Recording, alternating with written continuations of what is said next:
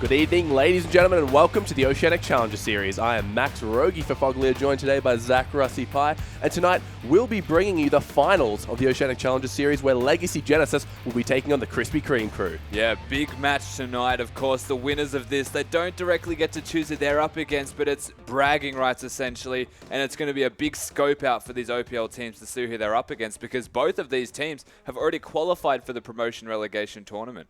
Yeah, so far, like you said, we already have our 3 qualifiers, but it's really that number 1 seed thereafter, that bragging rights, all the glory. Yeah, exactly. So we'll see what they can bring about today. Both teams have been performing very well, but neither have actually found a single 2-0 victory thus far. So we're looking at another potential best-of-3 series that could come down to the wire. Yeah, we've seen them both caught out by a few mains here and there, where Riven and Nidalee just kind of a spanner in the works for both team comps. But jumping straight into the pick and ban, we see Echo and Twisted Fate going away here. Yeah, so Echo taken away from Impaired in particular, Twisted Fate from Psyker, both target bans away from their strongest champions. And there goes the overall ban, Alistar. No surprises here, such an amazing support. So probably Nautilus will be the first support up for contention here. Yeah, Nautilus potential, but I wouldn't say it's just that big of a deal anymore. It used to be the opposite number to the Alistar pick, so maybe not priority. So far, we've seen only one jungle ban from the side of Krispy Kreme crew, and keeping in mind that Legacy Genesis do have first pick. We're on patch 5.12, so Ezreal's still hotly contested. Yeah, that's a great point to mention, and that jungler is the Rek'Sai, so Gragas and Sejuani are going to be the big contested picks here. Kalista, though, such a bad thing to leave up, so no surprise to see that one banned away. Yeah, of course, Kalista taken off the board. Does leave Sivir open as the other option, a very popular AD carry to take away. But in saying that, there we go, straight away on the ban. So no Kalista, no Sivir. Are we bound to see Tristana here, Rusty? I don't think we'll see a Tristana, especially not this early in the pick order, but don't forget that champion. Oh, look at that. Nidalee being locked in immediately. We saw Impaired doing amazing on that jungle Nidalee last games. Yeah, when we see Legacy Genesis have successful games, it's on the back of having these poke-oriented team comps. Nidalee plays to that strength perfectly. Impaired, a very carry-style jungler. Why not put him on it? Yeah, it's exactly right. So we see the hover on Rise, a very strong champion to be left open. Wouldn't be much of a surprise to see the crew pick him up for Squiggle in the top lane. Yeah, it wouldn't be a surprise at all. In fact, it's only being contested in the second rotation. Nidalee having priority over that seemingly leaves it available to be picked. You can't hover it and then not lock it in either when it comes to Rise. So I wouldn't be surprised again if that is locked in. Yeah, and look at that Nautilus. We mentioned Nautilus kind of the counter to Alistar. With Alistar off the table, Nautilus is your next option for the big tanky support, but it seems weird that they wouldn't have Rise be locked in on Squiggle if it's going top. Yeah, so they have locked that one away. Squiggle most likely going to be playing that in the top lane. Psycho, we haven't seen him play Rise just yet, the mid laner for the Krispy Kreme crew. So expect to see that on Squiggle, and expect a lot of impactful top lane ganks if it's against the tank. Yeah, and speaking of hovering a champion without locking it in, Claire on that Ezreal, I wouldn't be surprised to see him lock it in. Ezreal at the moment with that Runeglaive is such a destructive force. Yeah, it's massive, and it works super well with the Nidalee, which they did first pick. So they didn't prioritize that Ezreal mid. They wanted to see what Krispy Kreme crew would go for. Psyker had a game on it, so I expected it to be contested. But thus far, maybe locked in their second rotation, they may just be committing to that poke comp again. Yeah, we've seen a lot of successful Ezreals and a few hit and miss. So Claire, he's renowned for one of the most mechanical players in the Oceanic region at the moment. So I'm sure he can do work with this Ezreal. And with 5 seconds left on the clock, he's got that smite, and there it is. Yeah, so we're looking at the moment from what we've already got of this Legacy Genesis side, heavily around poke, but then they've also, because Thresh is locked in as well, got that emphasis on a bit of pick on the side, so they can work around sieging or just picking people on rotations and then turning that into a kill and then an objective. We'll see what they want to do with their last 2 picks, though, to maybe cement that team comp in stone. That's exactly right. Thresh so good at what he does. So Psyker and Swirl are going to be picking the 2 next champions for their team at the moment. They have a lot of variety, haven't really given away too much, but look at that straight away. Vi and Jinx being locked in. No hesitation. The counter to Ezreal in laning phase from mid lane Ezreal is just hard engaged. Vi can make that happen really easily. Just having the flash, having the Vault Breakers and every damage spell. Single target, instant engage as well. There's no way to get out of a Vi ultimate. Can just completely turn it on this poke side. Yeah, that's exactly right. And following up with that Jinx, so we have a hyper carry on the side of Krispy Kreme crew. I'm interested to see what AD carry Legacy choose to follow it up with. Yeah, so they may commit to, say, a Corki as the AD carry, Okay. which does work with the rest of the team comp that they already have quite well. And besides that, maybe the O Special getting locked in, we don't really know yet. And we look at top lane, and would not be surprised if it's Hecarim or maybe even a Maokai or a Sion, something that can just soak a lot of damage and be big in the front line and impact just staying there, allowing the rest of the Legacy Genesis side to put down their damage. Yeah, Maokai's so great for locking down these opponents, just so those Nidalee Spears and Ezreal Qs have a much easier time. And we see Tristana locked in. Probably could have been better off with that Corki, don't you think? Yes and no, I suppose, because there's already the Vi and the Nautilus available. Tristana has a lot of self-peel, can actually get the Vi off successfully. You'll see a Nidalee and an Ezreal are basically just going to be playing everyone for themselves here on this Legacy Genesis side, with the Thresh to help one of them perhaps, and then the Maokai just to be in the front line tanking. So, I mean, Tristana's good for that self-peel that you can provide yourself with, but it's going to be very execution heavy on this Genesis side, but not as a team, individually. Yeah, I'm really liking the lineup they've got here. A lot of range, followed up by a lot of potential to initiate. The Spear combined with maybe a Thresh hook, that target is going to drop. Definitely. And look at that Hecarim being locked in for Squiggle. Yeah, so they've finished their team comp here on the Krispy Kreme Crew side, and one thing that they do like to do is team fight. When you look at this team, they always like to take the game to around 25-30 minute mark and snowball if they found themselves an early advantage into a winning team fight. Otherwise, they just want a team fight. They're a friendship team as well, so they've got that teamwork to back them up. They've picked a comp for it also. Yeah, and worth mentioning that now that Hecarim's been locked in, that means Psycho is going to be playing Ryze in the mid lane. How does that fare up against Ezreal? Yeah, so it's going to be interesting in terms of how he can get on top of the Ezreal. It's very hard to catch an Ezreal, but in saying that, Ryze, he has a lot of damage, can instantly just turn on that engage once he works around his passive, once he gets his ultimate as well. And because it takes a very long time for Claire to ramp up on that Ezreal, there's a window where Psycho can just run over him. It's going to be easy ganks for Vi. A Rune Prison followed by Assault and Battery. That's a dead Ezreal. I don't care how far you Arcane shift away. Vi's going to be following you right to it. Yeah, that's the really cool part about their team comp is Vi is always going to be on top of you, allowing the Ryze to put down his damage. And if a Ryze is allowed to put down damage, someone's going to die. That's just black and white. Yeah, both these team comps, the champions they've picked really work well around their overall strategy. So we've got the poke comp from Legacy, and then this team fight kind of chaotic nature out of the Krispy Kreme crew. They want to get that Hecarim right in there to disrupt the backline. But meanwhile, you have Maokai doing the same. Yeah, so there's going to be a hint of pick in this poke style comp from Legacy Genesis. They've got the Nidalee, the Ezreal to make things work. Tristana to a degree though is more of a siege style. So they've got a bit of everything, a lot of eggs in a lot of baskets. They've got a front line. They've got a pseudo team fight, which isn't that great. It's not direct run at them, but it is quite strong. They've got sieging, they've got poke, they've got disengage, they've got engage. It's kind of all there, but it's not all in one style. Yeah, and while we wait for this game to load up, let's take a quick look at the ladder and how the teams got here. So we can see that Legacy, both teams rather, having a 2-1 victory over their opponents in the semi-finals. We already know that Alter Ego have placed third here, so Krispy Kreme Crew may be coming in with a little bit of an edge. Yeah, maybe. And Krispy Kreme Crew, the games that they lost were more so just being outplayed around the map with actual team comps just playing against their strengths as a side. And if you compare that to Legacy Genesis, the big difference between them both is every single game that Legacy Genesis lost, it was against a particular player who mained a champion. Zero, they lost to a Riven main. And then against Fortnite, they lost to mid Nidalee from Moya. And, I mean, they're the only games that they've lost. Hiccups in drafting. Both teams have had their moments. Yeah, that's definitely worth mentioning. But tonight we're seeing both teams kind of a more stable lineup, seemingly to get exactly what they wanted for both their team compositions. Yeah, that's right. They both got what they play towards, their strengths. And in saying that, and whilst that is a very good and very solid idea for them to do, it's a comfort team comp coming into the finals, the first game of a best of 3. You cannot blame them for doing that at all. They kind of also let the other team get their strong picks, get things that they want to play. They can now work around the fact they've got that AP Ezreal in the mid lane on Claire. That's ridiculous. Last time we saw him play a game on AP Ezreal, it was in the OPL, and he hard carried Legacy. So it's not exactly a champion you want to see Claire on.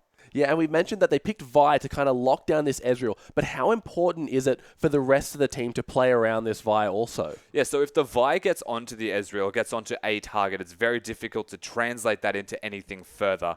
if the rest of the team is not close enough to make it happen. So if, by example, a Thresh Lantern comes out when Vi ults, then you're going to go a pretty long distance. You're going to have a bad time because the rest of your team can never get close enough to actually help you. It comes down to how the Vi uses the ultimates, if you can make something happen to follow it up, or if Vi is just going into her own inevitable doom. Yeah, I'm looking forward to see how she plays it out. Vi, we don't see her too often, but Nidalee, a champion that's kind of reigned supreme throughout this Challenger series. Now back in the jungle, we saw Moya ripping down faces in that mid lane, but Impaired, he's no stranger to the champion of his own. No, that's right. When they run pick comps or they run any style of sieging, Impaired is always in that carry role. The Echo, we saw him build full AP Echo with the Zonias, the Rod of Ages. He does it all. The damage he does for his team is phenomenal. Nidalee is no exception to that rule at all. Impaired on this champion can carry for his team. And it does raise some questions as to how the rest of Legacy want to play. If he's spending more time trying to get kills or less time placing down the vision,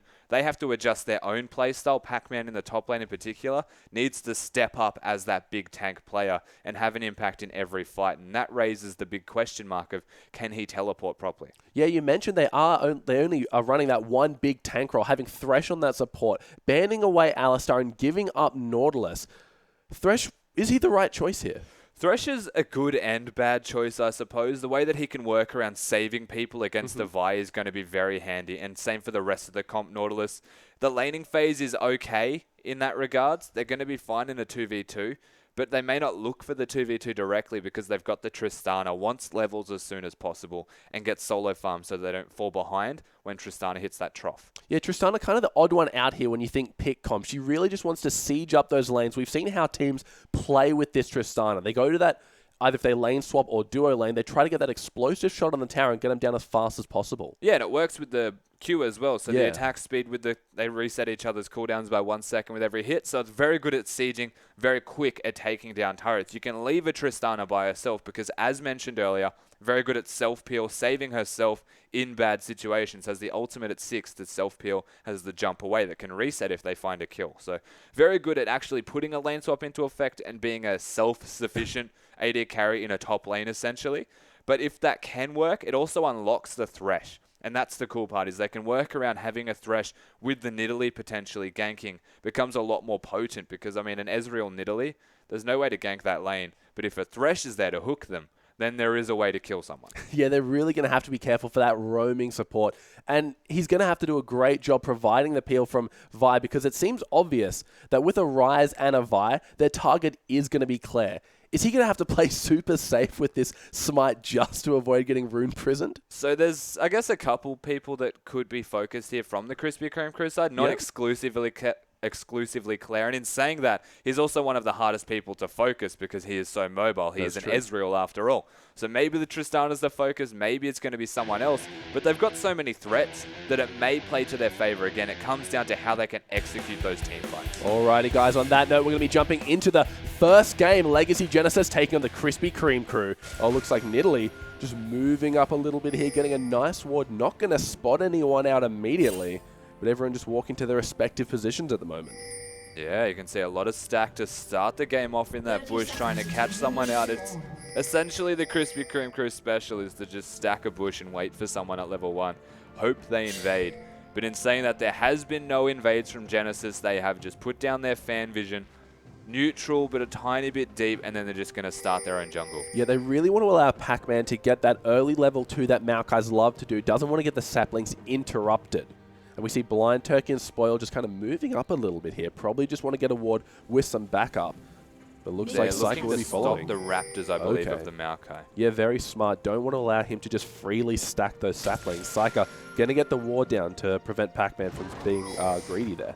But they are going to be able to see him do it. They may not necessarily be able to stop him. We'll see what Pac-Man does want to do. He may just go to the Wolves. He may just keep throwing saplings in the Raptor camp and just take the three. Well, he's got good wards of his own, so he knows if they're going to be coming anytime soon. He's got ample time to get out of there. Looks like not much going to be happening as Bill, Blind Turkey, and Spoil, sorry, just going to be finishing that one off. Pac-Man making his way to the top lane here. He got 2. Oh, yeah, he got 2. I don't know how he managed that. Probably just bad placement, the explosion, maybe just missing one. Yeah, he must have just missed one. That's unfortunate. Oh, so yeah, Squiggle going to have the XP lead as he was able to finish off. I don't know if he finished off his whole camp. Yeah, finish off the whole camp. So Claire and Psyker in this mid lane. Claire hitting the first Q of the game. Psyker missing his. Yeah, we're looking at a skill shot war right now. It's going to be very difficult, of course. Both of the skill shots being hit by minions makes it near impossible to hit each other until you get about that level 2 mark where the Ryze can actually use spells over minions. Yeah, once Ezreal gets that Essence Flux as well, they're going to be trading between the minions here and there. So, oh, Addition missed out what happened there, but he's going to have to pop his health potion early. So is Spoil. A lot of minions on the side of Krispy Kreme crew stacking up here. Yeah, early aggression from both players, if you would imagine the fact that they are so low right now. Both pots being used and everyone trading. You can see a Relic shield stack though from both supports going to help in their sustain in this bot lane.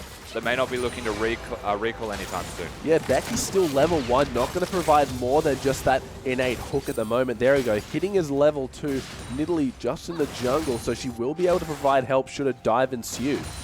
Yeah, Nidalee always gets fairly low in the jungle. You can see Impaired going for a bit of a safer jungle route to make sure he has as much health as possible. Starting the camp by himself, a big factor in that is, yeah, you can see the other Raptor's still there. Impaired makes a cheeky extra 10 gold for his troubles. Thanks, Pac-Man. Yeah, look, not too much going on. We see Bill just finishing up the Rift Scuttler at the moment over on that top side. No wards for Pac-Man though at the moment, so potential for a gank not really there as he's pushed too far in, but he might just be making his way to the Krugs, and Psyker hits a spear. Yeah, Psyker does eat that spear, that's for sure. It's just a bit of a wake-up call for Psyker, I suppose, placing a ward down and realizing that Nidalee was in fact there is now going to be a little bit more careful, but there's no way for Impaired to actually have a kill threat. He's only level 3. Yeah, everyone just doing about equal in lanes at the moment. We see Ryze and Ezreal only about 3 CS apart at the moment. Ryze does have that probably better off early game because if Ezreal overstays his welcome, he's going to eat a Rune Prison followed by that Spell Flux. Yeah, it's the passive usage of Psyker that is very important to watch. It's very predictable though because he can just sit on 4 stacks of the 5 and then just turn on the aggression. Ezreal very good at disengaging from a scenario such as that. I guess the big talking point is going to be this bottom lane we're looking at now.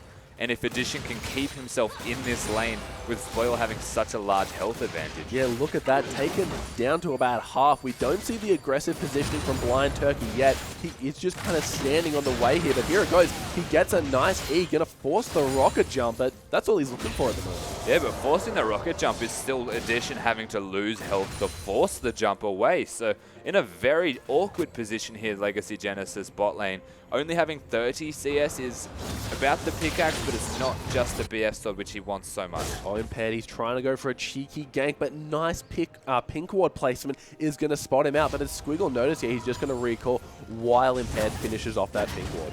Yeah, Impaired getting the ward, though, does make it a bit easier to come back around next time. Squiggle will have to buy some wards if he wants to survive through this next portion of the laning phase. Oh, nice. A nice hook by Becky, but Blind Turkey flashes immediately, and Becky's going to go down for first blood over to Turkey. Will the snares hit from Spoil? No, but really aggressive play by Blind Turkey there. Yeah, so Turkey hitting the hook, and that's fantastic, really. Becky getting over-aggressive to throw down his own hook gets turned on its head. You should not be going that aggressive when your AD carry is taking an abundance of damage now and is not in a position to turn around and fight. So Spoil can just be aggressive as much as he would like, really, and they find themselves a very easy kill from an overzealous decision here from Legacy Genesis. Yeah, you never want to lose that 2v2 this early in the game. The only saving grace, really, is that Nautilus got the first blood bonus gold. Yeah, it's not going to make it any easier in a direct bottom lane matchup, though. Spoil has enough for a BF sword compared to just the pickaxe now. The forced recall onto Addition having no health. And I mean, the bot lane, you're going to have a very tanky Nautilus with an item advantage still onto Spoil. So that's 2 teleports on the side of the Krispy Kreme crew as we see Psyker taking that one in the mid lane. That's interesting. It is interesting. The ganks are very potent, especially around that bottom lane right now. If you keep in mind, Squiggle and Psyker could both be there simultaneously. They can decide to change up who is split pushing as well, depending on the strengths of the champions.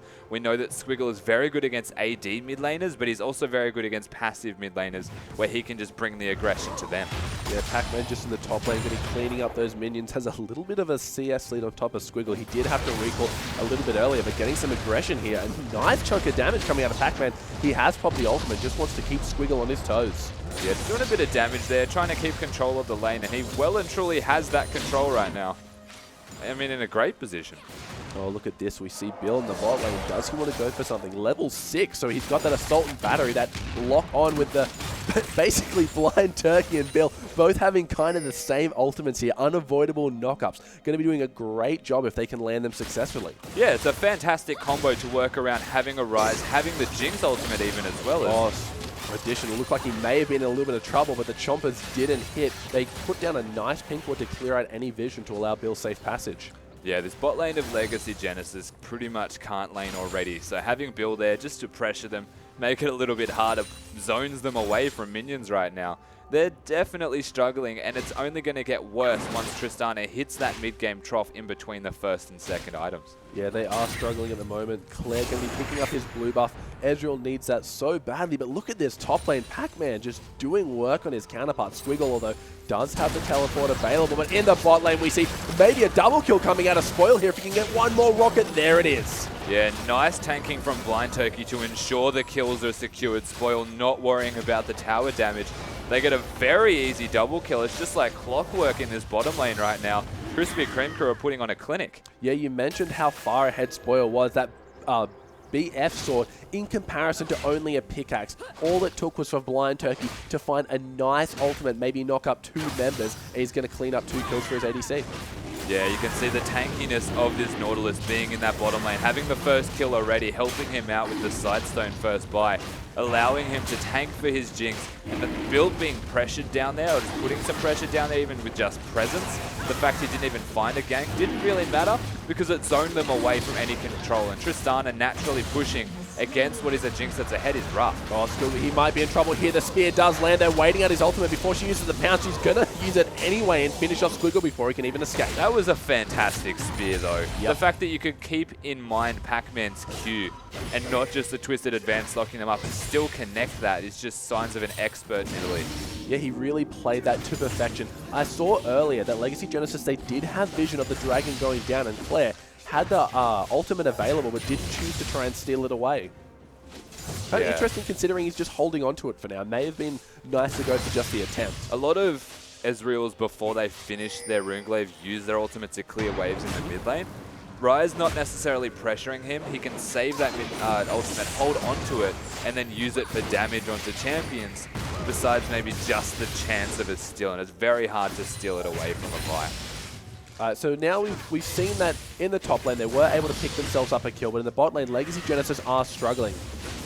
What can Impaired do to kind of fix up this game for his team now? It's one of those scenarios where Impaired ganking bottom is going to be near impossible just because of the lead that the Krispy Kreme crew have found themselves. So what can you do directly? I think what Impaired has done so far is right, and that is get Maokai ahead.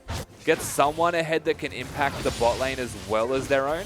So maybe the Maokai with the teleport. If you get Claire fed, maybe with the ultimate as well, can be massive. Oh, Claire might be in trouble here, but Blind Turkey, he gets flayed over the wall. There's going to be no escape from him. Impaired picking that one up, but now Claire's the one in trouble. He gets blown up by that combo we mentioned, the Rune Prison into Assault and Battery, but Pac-Man, now he's the target. He's going to have to flush out of that one, but Squiggle gets the fear, but nothing more will come from it. They find themselves with a kill onto Ezreal, though, on the back of Blind Turkey going down, getting flayed over the wall, which was absurd and awesome at the same time.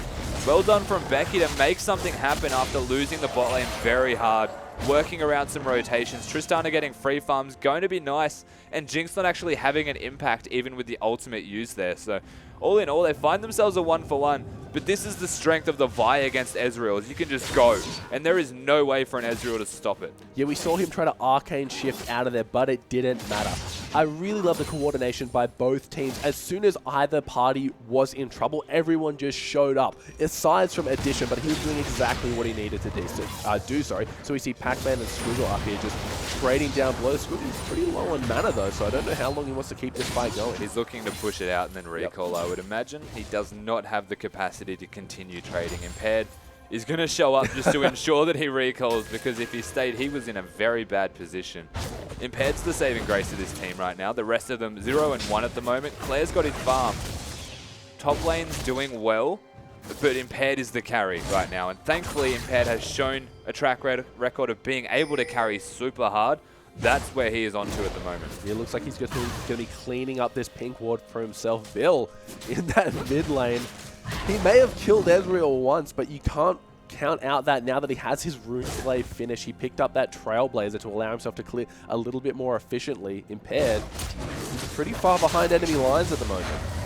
I really like this vibe pick, actually. Into the Ezreal, there's the fact that Ezreal has to go Smite. Yep. It's pretty hard to not die as an Ezreal when you have to have Smite. You don't have a defensive summoner, no cleanse or barrier available to save yourself.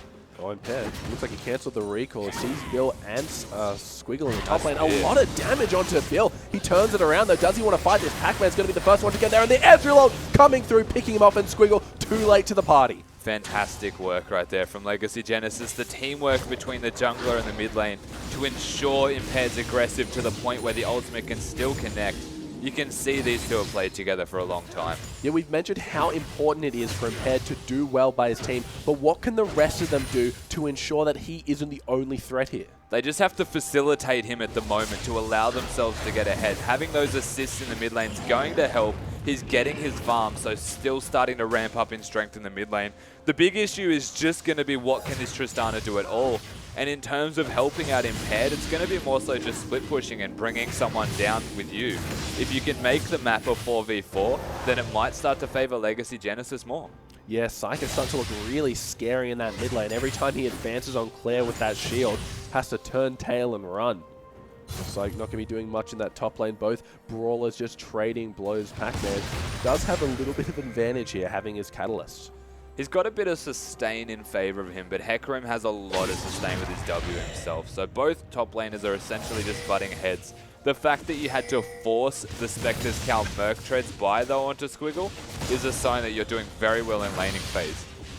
Yeah, a lot of good magic damage coming out from the entire team, so wouldn't be surprised to see Squiggle rush that MR. Looks like, oh, he might be in trouble again. He's going to have to pop that ultimate defensively, but Impaired, he waits for it, but the spear is narrowly going to miss. Yeah, forcing the ultimate at the very least to ensure he gets pushed out of the lane. Doesn't have his teleport to get anywhere else, so he has to relegate himself back to that top lane, or he can commit to the dragon now and lose a lot of pressure in top. Yeah, that's exactly right. Both top laners not having their teleport. We see the dragon spawner counting down at 20 seconds now. Bill just going to be taking away those Krugs, returning the favor onto Impaired, but looks like Claire, he does have the backup of his jungler. Going to be trading some damage with Psyker and Nautilus here.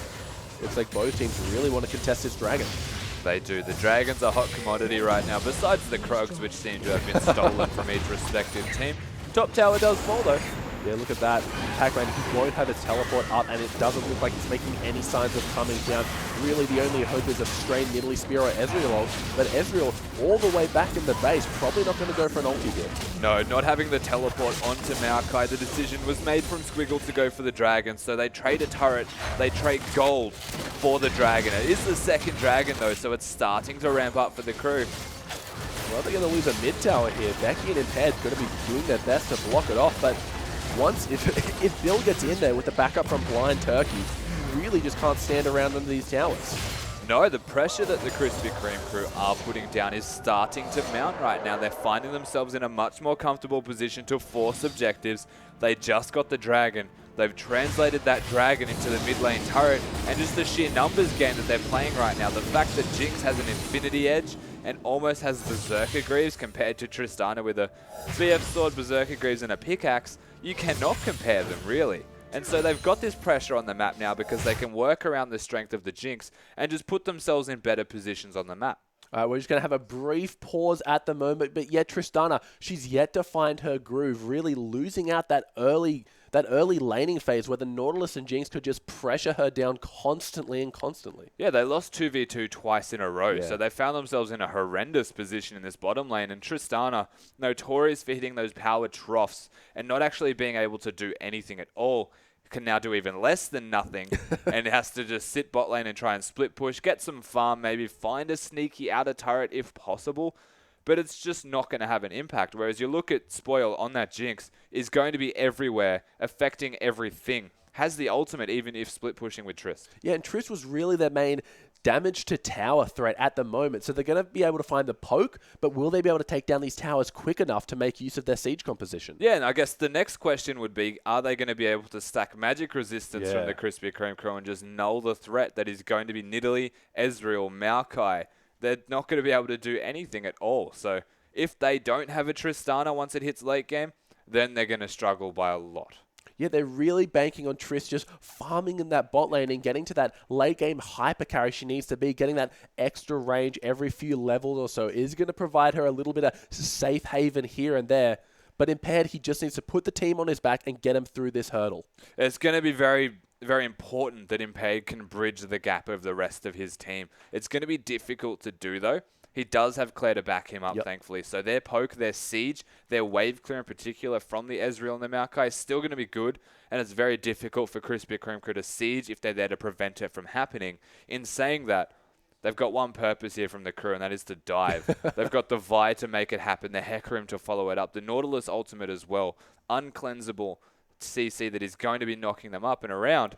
I mean, it's a very good dive comp, and it plays against Legacy Genesis quite well. Well, how long into a game does the magic resistance usually start outweighing that ability power ratios? So it's relative to when they buy the items. You can see Hecarim has accelerated his own item buying to have a Spectre's Cowl, to have some more magic resistance in there before he even considers going for the Trinity Force. And stacking the MR doesn't necessarily make diving any easier because the towers will still hurt you. But the fact that they've got anti-champion strength means they can either deal with poke now. There's no real win condition for this Legacy Genesis side unless they get early Void Staffs, and then their damage starts to lack. So, I mean, there's a lot of factors to consider as to what's going to happen in this game. It's really hard to say when Krispy Kreme crew become overbearing, but let's just say the Locket and one magic resistance item each. Yeah, that's a fair point to make. And we've seen Legacy just giving away these dragons very early. As you mentioned, Hecarim, he did speed up his magic resistance build very early on, so not going to have that damage that they need. But the third dragon coming up pretty soon for the Krispy Kreme crew here. Can Legacy fight for it? Oh, like 5 minutes, I guess, from now. But in saying that, yeah, the third dragon going to be completely available for Krispy Kreme crew to take. They have enough of an advantage with that already. They may want that move speed bonus to really bolster their strength that they already have. Yeah, so look at that Rise. He's got himself his Rod of Ages on the way to a Seraph's at the moment. So Psyker, he's picked himself up a kill, nothing more just yet. A good water CS under his belt. So this Rise mid seems to be working out for him at the moment. It's working out because Rise is very good at scaling, does have a lot of the farm available to him in the shortest lane. There's no real threat of dying against the Nidalee also, so it's a very smart pick for them in this mid lane. In saying that, he hasn't really had much of an impact yet. It's the rest of the team working around him and letting him scale. It's very similar to what is happening with Claire, and Claire kind of does it a bit better. Oh, Addition, you're in trouble. Has to blow the rocket jump before Squiggle can even get in range. Can't even stay in his own lane. And look at Spoil. He's just dominating the CS differential at the moment. Yeah, that's 50 CS in favor of Jinx right now. Casual 2,000 gold as well. So you have a look at the gold difference between the teams. It is almost entirely on the Jinx. Yeah, this is looking bad for the Jinx. Oh no, Claire, he's in trouble. Bill, he's all the way coming in. Psyker's going to follow him up, and even the Jinx rocket, a little bit of overkill is not going to hit. Yeah, so you can see this is the purpose of the Krispy Kreme crew comp side.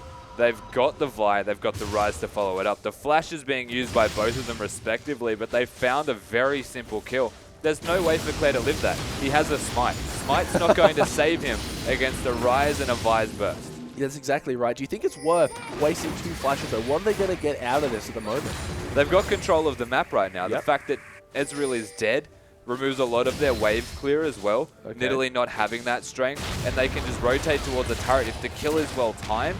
At this stage, though, it doesn't look it. Oh, looks like Spoil might be in trouble here as everyone is focusing all their attention on him. He's going to pop before Squiggle even gets there. The ultimate coming out. Impaired is the target now. He's going to flash the Ignite, take him at a nice Ezreal ulti, doing what it can. Psyker, he's got no flash, so he can't catch up to Impaired. He's going to be throwing spears from the backline, and Pac-Man doing a great job of taking that one out. Yeah, moments like that, you may want your flash in the Rise, but in saying that, they still find themselves with, they don't, not a direct kill, but they get out quite fine.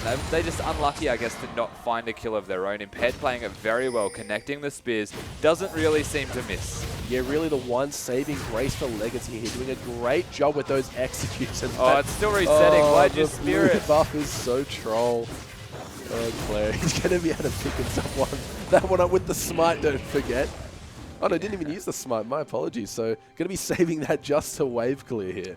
They speared it and trapped it in place whilst it was trying to reset itself. So it took an awful long time to ensure that a blue buff was secured. But in the end, they do secure the blue buff. It goes to Claire. He's in a much better position now in terms of mid lane strength and being able to put down some poke, keep the siege on or keep Rise at bay. Yeah, look at that. Hitting the Rune Prison despite the arcane shift. That's the potential that Psyker has at the moment. Yeah, you can see no flash for Psyker, no flash for Bill, but the pressure is mounting in this middle lane.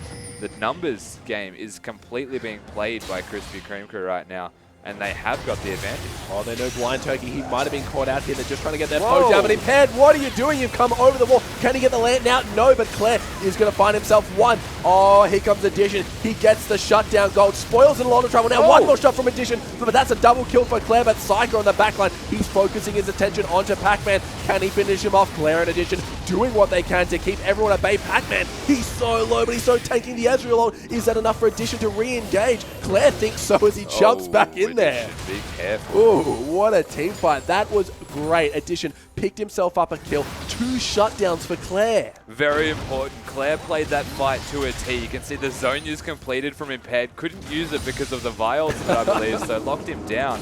And they just found all of the relevant kills. Outplaying Spoil right there was Ezreal. Has his Luden's Echo now himself. So that is a big rise to say the least. A big Ezreal to say the least. I mean, they just completely maneuvered around the map. They've got a lot of mobility around their champions. Addition jumping everywhere. Getting a kill very important for this AD carry of the Genesis roster, though, because now he's able to find some extra gold to maybe continue to do damage. And this magic resistance stack that we are seeing from the Krispy Kreme crew might be beginning to get questioned. Yeah, you saw that extra range from Addition really coming up clutch as he was able to get those auto attacks without ever really coming into harm's way. Only Squiggle and Cycle were left alive, and as we mentioned, without a flash on Rise, there's not a lot he could do against Claire in Addition. Yeah, exactly. The fact that Claire could work from where he was standing, which is right here and right now, into the Dragon Pit and then flash back over to ensure that Spoil goes down. It was just well played from the Genesis side. This is the strength of their team. Very good individual players in terms of direct individual mechanics, and they can turn that into a very strong team of just performance. Yeah, coming off that team fight, they're going to have the confidence and the gold they need to maybe contest this Dragon. Claire, you're right, he has the ultimate. No minions to block any of the damage at the moment. Pac-Man, he's playing the front line that his team needs him to be. Addition and Claire, they're so strong after having picked themselves up a bit of gold. Addition, he's finally got himself that the Infinity Edge, sorry. Oh, Claire, look at that, just poking down. Blind Turkey's already half up. Pac-Man, he's popped the Righteous Glory. He gets blown up. Bill, he gets hooked before the ultimate can even go up. Rise in the back line. He's focused down. Addition, he's going to get the kill. Impaired, he's super low. Looks like Claire and Pac-Man, they've turned their attention to Spoil. Blind Turkey, he's also gone. Becky doing what he can. Pac-Man trying to keep Claire alive. Squiggle and Psyker, they've got their eyes focused on who they want. Becky, he's going to have to retreat. So they actually work around the outsides of the fight. Psycho with a fantastic flank, though. He gets exactly what his team required, and that was to make sure people started to die. Impaired, they force the zone use. They take down Addition very quickly. But this frontline Pac-Man, he's not taking any damage. He's able to stay at such a high amount of health by the end of the fight that they can still pick targets. Claire is going massive right now. He is becoming a beast in this game. And even though Impaired's being focused, as we mentioned, Claire got the farm in laning phase. He's becoming another secondary threat. Yeah, this might be dangerous here. That Dragon dropped to about 1.3k, 2k health. Can the Sapling? Oh, it was very close from that initial drop down damage. But I really love that hook that Becky got. Yeah, so we're going to see this again. You can see the focus from Vi immediately onto the important targets. Spoil trying to put damage down from the side, but the Psyker flank ensures the zone use and Claire gets low. But Claire just finds another pick. Pac-Man's so tanky that it's really hard for Jinx to have a threat because he's stacked armor. They just have to back off right now, but a really nice engage from the Krispy Kreme crew gets capitalized on through superior mechanics in that fight. Yeah, Becky did a great job of keeping Vi from getting that assault and battery off. She didn't even get the chance. Impaired in addition, though, they got bursted down pretty quickly themselves. Psyker, he's got a lot of damage now. 401, picked himself up that Sorcerer's Elixir, so next fight, he's going to have a massive spike in damage. He definitely is. Of course, the Seraph's already done, so he's big. Becky might be up creek without a paddle. Looks like Blind Turkey's going to be jumping onto him immediately. No flash available. Bill, he's going to be... Oh, the move speed. Oh, the heal from Impaired's not going to be enough. We see the Jinx rocket just coming through from downtown. He was going to die regardless is what we can take from that right there. But Claire's big. You need to respect his damage. Yeah, look at that. Blind Turkey just from a few autos and a few down to about half health. Looks like Bill, he wants to take this blue buff for himself. Claire and Impaired, they got something to say about him. Yeah, so Vi not having the ultimate, that's big. You're against the poke comp with no real hard engage now besides either a Flash Rise, who he doesn't have Flash, or the Nautilus hitting a hook. It's very difficult for them to now press that big go button and rely on the rest of the team. Oh my god! Wow. Oh, if that Essence Flux had hit, Spoil was a dead man. That was so close. Oh, that's disgusting. And Runeglaive Ezreal, everyone. Runeglaive Ezreal. Claire, he's hit this power spike he needs. He's got his 2 items on the way to a third. That a Void Staff. If that was a Void Staff, he'd be dead. Definitely, and you can see the Void Staff actually a very smart buy in terms of item prioritization here. Going for that because the magic resistance is being stacked from this Genesis, the Krispy Kreme crew side. In saying that, you look at the Krispy Kreme crew side, and itemization aside even, all of their champions scale so very well that it's going to be really difficult for Legacy to continue to have these even team fights. You've got a 4-0-1 Rise, 4 kills on a Jinx. The Trinity Force now done for Hecarim. He's only going to get bigger from here. It's just such an awkward position to find yourself in. They're making nice trades. Yep. But Krispy Kreme crew are getting stronger with every single trade. Yeah, Legacy. I don't see them winning a team fight if Bill and Psyker's flashes are available. Because the Rise, very kiteable when he's not able to pop that ultimate, get that extra movement speed, get the resets off his passive. And Vi, she wants to use that Q for a majority of her damage. The flash just enables her to close the gap even further. Yeah, exactly. And very smart itemization again from Bill, going for what looks like a Banshee's Veil before finishing the lock. It has the base resistances from the Aegis for everybody and can now work towards a self-sustaining type of item basically to ensure that your Vault Breakers, to ensure everything connects and that they can't interrupt. The Q does a lot of damage, but luckily Impaired, he's got a lot of ability power. That heal is very potent at the moment. Looks like they're just meanwhile top lane. They're just chucking Addition in that top lane just to farm himself up. They know he's far behind, but 4 to 5 members of the Krispy Kreme crew have made their appearance known in this bot lane. Yeah, so they're working around numbers again. They're playing that numbers game.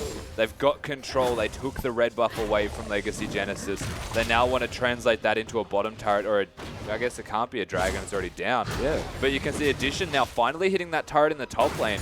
They haven't made anything happen just yet, and they're kind of floundering. Yeah, he's got another explosive shot up any second now. There it goes. That tower's going to die. Hecarim, he's not going to get back there in time, even with Home Guard Vi, though. She might want to make something happen. She's charging that Vault Breaker. The Assault Battery is ready, but Addition, he's going to peace out and run out of that one. Yeah, they didn't have vision on the top side of the map, so he was able to just run a completely straight line away. Bill took a very shortcut style of route to try and find him, and he was just too quick. So they get a free turret for absolutely nothing here from the Krispy Kreme crew. And the split pushing from Addition pays off a bit. Yeah, Spoil, he still has a massive advantage over his counterpart, though. The carry pants are really on Claire and Impaired, and we've mentioned how well Pac-Man is doing to just be that massive Maokai that his team needs him to be. Looks like Bill, he's got something to say about Addition in this top lane. Luckily, though, Becky Gomez has transitioned up here to provide his carry with some support. Yeah, they're not liking this Tristana split pushing by any means, so they're just trying to stop this from happening. They've got Vi putting pressure up there. The Hecarim can almost solo kill the Tristana, though, to be fair. Doesn't have any armor, actually, so that might be a little bit difficult. In saying that, Tristana being denied any chance of continuing the split because Squiggle has attended. Now look at this gold difference. It is basically non-existent. 10 kills to 10, 2 towers to 2. But the Krispy Kreme crew, they had that 3 dragon advantage, which is going to be massive if they're able to pick themselves up a few more, despite losing a few team fights. Well, not completely losing them, but here and there, they still were able to get themselves the dragon. Yeah, and given that the gold lead is basically 0, you have a look at where the gold is being distributed. It is mostly onto this Jinx, and we haven't really seen a big impact from Jinx yet in these fights at all. Going down very easily and very handily to Claire's Ezreal. So, I mean, maybe the goal was better placed somewhere else, but they just won lane so hard that he finds himself with a natural advantage. Yeah, how important is it for Krispy Kreme crew to kind of get Bill maybe to start playing a bit of a peel role to kind of keep Jinx alive rather than playing that assassin? It is so far from essential, just given the way that their team comp needs to pan out. If he's not getting onto the face of Claire or killing Impaired, then they're just going to struggle. Oh, Bill, you're in a lot of trouble. He's gone straight onto Addition. Becky doing what he can, but here comes Squiggle in the backline. Addition, he is going to have to heal out of this one. Psyker, he's already found himself. Becky Impaired, going to be the next one to follow, but he gets the amazing flash over the wall. Claire, he's trying to do what he can. He's got full health, stands on the chompers, though. Yeah, so a lot of that fight, they actually engaged onto Addition. They didn't find the kill by the skin of their teeth, but it's around the dragon spawning. The health bars from this Krispy Kreme crew side are so high that they can just take this. Oh, that was very close, about 16 health before Jinx was able to steal it, but Pac-Man, he's so tanky. Psycho using about 2 full rotations and 1 Nidalee heals enough to top him up. The fact that Arise can use 2 full rotations raises questions, but he did. And Pac-Man didn't really feel any damage considering he's only got the Spectre's Cow with his Merc Treads. It's a pretty big Maokai to consider. The armor that he has stacked, not going to die anytime soon, but Impaired might. Oh, well, let's see how much damage that full rotation does now into the squishy Impaired. There is no escape from Psyker. No, that's a lot of damage right now. Coming down onto Impaired, he finds his death very quickly, stuck staring at a grey screen. But the trade's there. Yeah, look at that though. Going to be picking themselves up a nice tower in that mid, using Impaired as a martyr here just in that bot lane, going to be rallying the troops to fight back. Starting to move their attention over to that Baron, but Dragon, the 5th Dragon, will be available in about 4.5 minutes for the crew. Yeah, these are very volatile fights right now. You look at both of the teams. You've got 3 threats on both respectively. The Hecarim starting to ramp up, become that massive threat. You've got the Rise, who is 6-0-1, working towards what looks to be a Luden's Echo, but it could be anything at this stage, so we won't say that just yet. And then Jinx, 4-3-4, has all of the items in the world. And then you compare that to Genesis. They've got the Nidalee, the Ezreal, and the Tristana. All of their respective carries are doing a lot of damage. I guess the big question is, can the front lines actually frontline, or will the carries die? Well, that's the thing. Krispy Kreme crew, they have that extra frontline threat in the form of Nautilus. He's becoming such a tank. He's got himself that Righteous Roar. He hasn't finished off his face of the mountain just yet, but I'm sure he'll be doing it soon. And meanwhile, only Pac-Man, he's doing a great job of tanking, but he can only tank so many threats. He can only snare 1 target. That's another 3 people in the form of Bill, Psyker, and Blind Turkey, Squiggle, sorry, they'll just be running into your backline. Definitely, but it's worth noting that he is full tank. He has not opted towards a Trinity Force like the Hecarim, who has gone for damage and exclusive magic resistance right now. So Addition is the focus in these fights, and it's funny because Addition's actually the one that is really behind, but he is still the focus because they've stacked magic resistance and they don't want to die to physical. So if they go for Claire, then the Addition will kill them. We saw a great job of them focusing out Addition that last fight. Psyker and Squiggle made it their top priority. It'll be interesting to see if they go for it again, but as you mentioned, they're itemizing exactly for that. Yeah, so most likely what they're going to do is that. So we'll see if that does continue to happen, or if Addition decides he wants to go for maybe the Bloodthirst, the next item, sustain through all of the damage that the tanky members of Krispy Kreme crew are going to put out. But it's just starting to look really difficult for Legacy Genesis to make anything happen. The gold lead almost completely irrespective of that. You just look at the side of this Krispy Kreme crew and they scale so phenomenally hard. The Rise is almost untouchable and he's full damage. Yeah, you mentioned that, and look at this. He's just going to be being such a formidable presence in this mid lane. He does have the backup on the right from Bill and Nautilus, but that's the thing. Every time we see Psyker playing aggressive, Bill is always waiting, and Legacy, they have to play respective of that, whether or not he's there. Oh yeah, you need to keep tabs on where this Vi is at all times, or you will meet a very untimely death when you don't want it to happen. So it's very important. Oh, Bill, he's just playing with fire here, Impaired.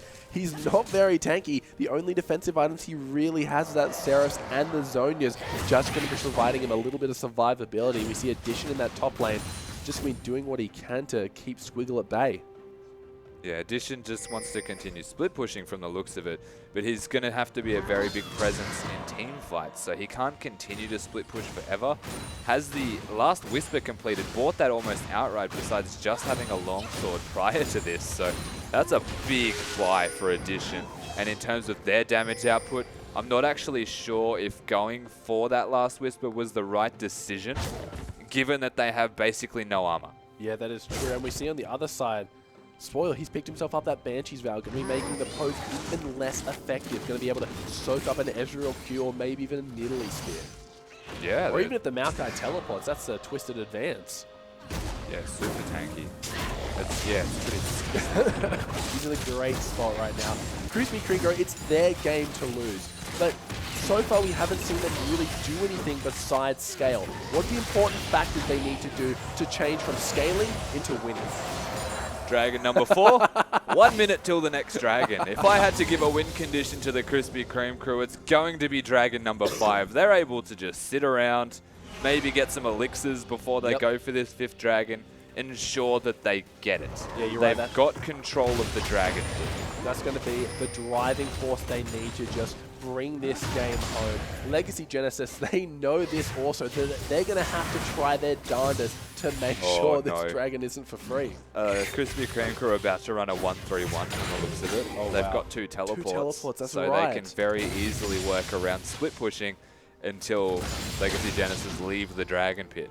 Or if they force the dragon, it might even just be 2 turrets for it, and that's extra money. Yeah, you're exactly right. So just playing around the threat of the 5th dragon, not even necessarily needing it to win the game. Oh no, they do not need it. It's just going to help a lot. This decision right now, that is almost game losing if they don't get a kill at the very least. He's level 18. He could potentially go for, oh no, they're teleporting Pac-Man in. That's going to be a free 5th dragon here. Impaired, he's going to flash, go for the Q cycle. He flashes also, just buying himself some time. He's definitely going to fall here. Impaired, going to be doing what he can to stay alive, but that's dragon number 5 going over the Krispy Kreme crew. They just sacrifice dragon number 5 for a single kill. It looks they like are going for Baron. Yeah, Blind Turkey's very low. The mid laner, Osaka, he's not going to be alive. This dragon's falling so quick. The Jinx Rocket comes out. Claire's going to eat it in the face. Smart play by him. About 2k left on this. This is going to be a dragon over to Legacy Genesis. Yeah, so they pick up the Baron, and now it's a very, very smart way of combating the 5th dragon is having this Baron buff available. So it's a very smart decision in terms of keeping themselves in the game. They have lost themselves the 5th dragon buff, though. That is on the Krispy Kreme crew. It's not on Rise, and that's kind of important to note because Rise would like to have that buff. Yeah, that extra movement speed would be amazing. Spoil's really big, though. Like, oh, yeah. That's, he's massive. So the fact that he has a 5th dragon buff, kind of a big deal. He's going to be able to impact these fights a phenomenal amount. And then you have to consider that they've got Squiggle, they've got Psycho, he's massive without that buff, and now they've got Spoil with that buff. So Legacy are just going to be spending a lot of time working around minion control right now to try and wait out the duration of this dragon buff. They may even be able to sneak in a quick turret here and there to try and give themselves a bit of gold. You want to have some kind of worth from this Baron, but even just securing it so that they couldn't do Dragon and Baron is a win in and of itself. Yeah, he's exactly right. Ezreal, he's nearing that full item build here, so once he hits that, he's not going to get any stronger. And you mentioned they're going to pick themselves up a tower. Those Baron minions are nothing to mess around with. Spoil. He's got that Banshee's Vow, so these long-range Ezreal ults aren't even going to tickle. Yeah, the snipe's not able to affect Spoil right now. He is in a very comfortable position. Speaking of comfortable position, look at every single member of the Krispy Kreme crew. Yeah, they're doing great. They've all got themselves ample magic resistance to make sure Pac-Man, Impaired, and Claire are no longer a threat, really putting the entire late game onto Addition's shoulders. He's picked himself up the makings of a... Oh, they want this. Play their own king, but look at this. This is smart. Yeah, going all in that tower. It drops before the explosive shot can hit. 3 members still making their way from bot lane. They're probably going to get the inhibitor out of this. Oh, this is so smart. No, they just get the turrets, and that is so very worth if they don't die now. It looks like Squiggle, he teleported up. Everyone's kind of making their way. How long does a 5th dragon have left? we can get that up, that would be awesome. Not going to be too long left in saying that. You've got Baron's not too far from running out as well. It's only got a quarter of that remaining. Krispy Kreme crew caught with their pants down in the bottom lane for no reason, 3 of their members. So they lose all of the mid lane turrets that were left. They're trying to make a trade happen. Wow! Yeah, see you later, Psyker. Oh no, Squiggle, he has been hooked. But Bill, he's on the side. He wants to go in here. A lot of damage coming onto Becky, but it's only the support that's going to fall just now. Pac-Man doing what he can to take, but no! Bill falls. That's going to be a kill for Addition, a 1-for-1 trade, but Jungler for support this late in the game. Yeah, that is not worth it, that's for sure. You can see the Righteous Glory. Claire, he wants to go in on this, but Pac-Man, he walks on the traps. He's going to have to flash straight onto Squiggle. They focus their attention on the Hecarim. Meanwhile, Jinx doing so much with that AoE. Claire, he's going to try and find himself one, but Pac-Man picks up the Nautilus. It's not over yet, a spoil. He's on the run, but Claire, he's got those gap closers. That's an open inhibitor. Oh, the Q's doing massive damage. Can Claire sneak by these traps? He does. Oh no, he's just going to die before the ultimate comes off. In addition, and Ped are still alive. They've turned their focus onto Spoil. Psycho goes down. Spoil, he's going to have to flash, but Legacy, they're playing this strategically beautiful. The decision making from this Genesis roster right now has found themselves with an inhibitor off the back of a bad situation, making the most of that 5th dragon, getting Baron, getting a kill, and now translating that into 3 turrets and an inhibitor. The gold lead is starting to favor them by a sizable amount. This Ezreal is massive right now. That needs to be respected. He just unfortunately missed a lot of skill shots in a row there onto the Jinx, who got away with her life. But it's just seemingly, I mean, Bill trading for a support was so far from worth it, but they were trying to force a fight with what little dragon buff they had remaining. Yeah, now the entire momentum of this game has just shifted back into the favor of Legacy Genesis. But Krispy Kreme crew, they still have that 6th dragon available for them. They're going to be getting their wards up, getting the crab to ensure they got the movement speed. The Baron, not going to be available for a while, but the inhibitor threat is there. There is always going to be minions ever present in this Krispy Kreme crew base. It makes it a lot harder to get out of your base and get to that dragon. The Baron's not going to be about another 3 minutes, so they've got some time to work with on this middle inhibitor. They're going to be quite alright, even if they lose the dragon. It's only the first to Legacy. Yep. But in saying that, at 40 minutes in the game, 6% is kind of a big deal. Yeah, so Legacy, they really want this, and Krispy Kreme, they really want to avoid giving it to them both. The Dragon going to be the main point of contention, but you mentioned this inhibitor down is going to be so hard for Krispy Kreme crew to deal with. Look at Squiggle. What is damage? Trading so well without even getting hurt. No innate shield from himself, but it just doesn't seem like his health bar is dropping. Thank you, passive. He does not lose health. No. Look at that. That's just a W from the Ezreal in combination with the Moon's Echo. Getting a nice Q onto Bill here. Spoil, he's still in the position to carry for his team. He just needs his front line to be exactly that. And another wasted ultimate. Yeah, but he got the Banshees. Oh, he did get the Banshees. 45 seconds till it is back up. But in the meantime, Bill gets caught out of position. Pac-Man, he has teleported in. Oh, nice trap. But he walks, no, he turns around the last second. The Dragon is now live on the map, but it looks like Legacy wants so much more. Are they pushing into the base? Impaired just getting great positioning for the hooks. Blind Turkey might be in a little trouble, but Claire gets chunked by those rockets. Forcing them away from the dragon so that they can just run straight back to it and try and secure it for themselves. Claire probably going to smite the wolves because he can, to give vision of them on their way to the dragon if they decide to contest it. But there's no way. It's going to go down way too quickly. And that's actually a really big buff for this Genesis side. Percentage damage increase at this stage in the game, especially onto Claire and Addition, who are just going to be monsters.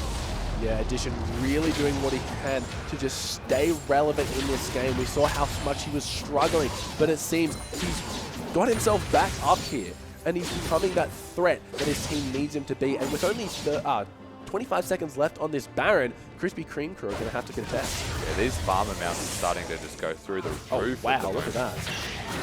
426 on the side of Spoil there. He's doing great. I guess it's worth noting that there's a nice CS lead for Squiggle in the top lane.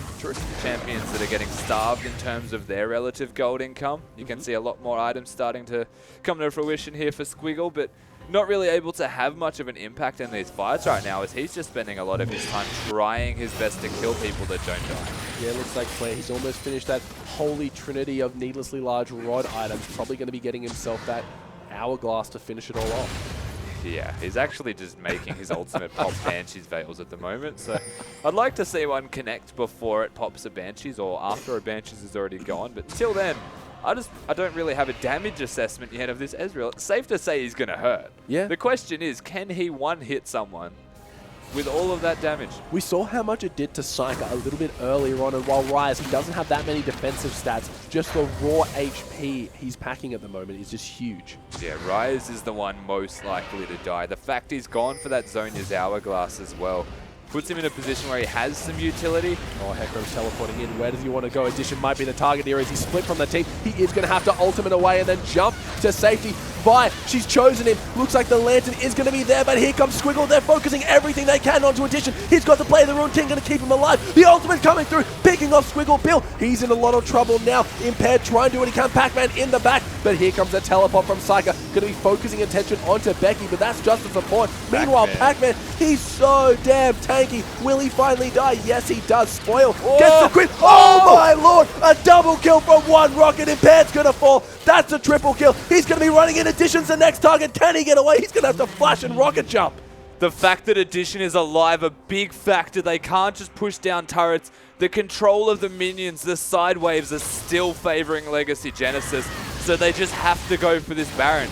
Baron's going to help a lot, but Spoil with one auto attack, one rocket, finds himself all of those kills. That's massive. Krispy Kreme crew, they've turned it back around. They've got their inhibitor back up if it stays after this. And you can see the engage onto Addition. He actually survives for a very long time. Uses the blade active onto Squiggle, so they're actually in quite a good position here, Legacy. The fight, they don't have Psyker just yet. He teleports in at the same time as Pac-Man engaging. Pac-Man's never going to kill anybody, whereas Spoil, if he gets onto someone, will. So they slowly take him down after Psyker teleports with the zoning. And this auto, double kill.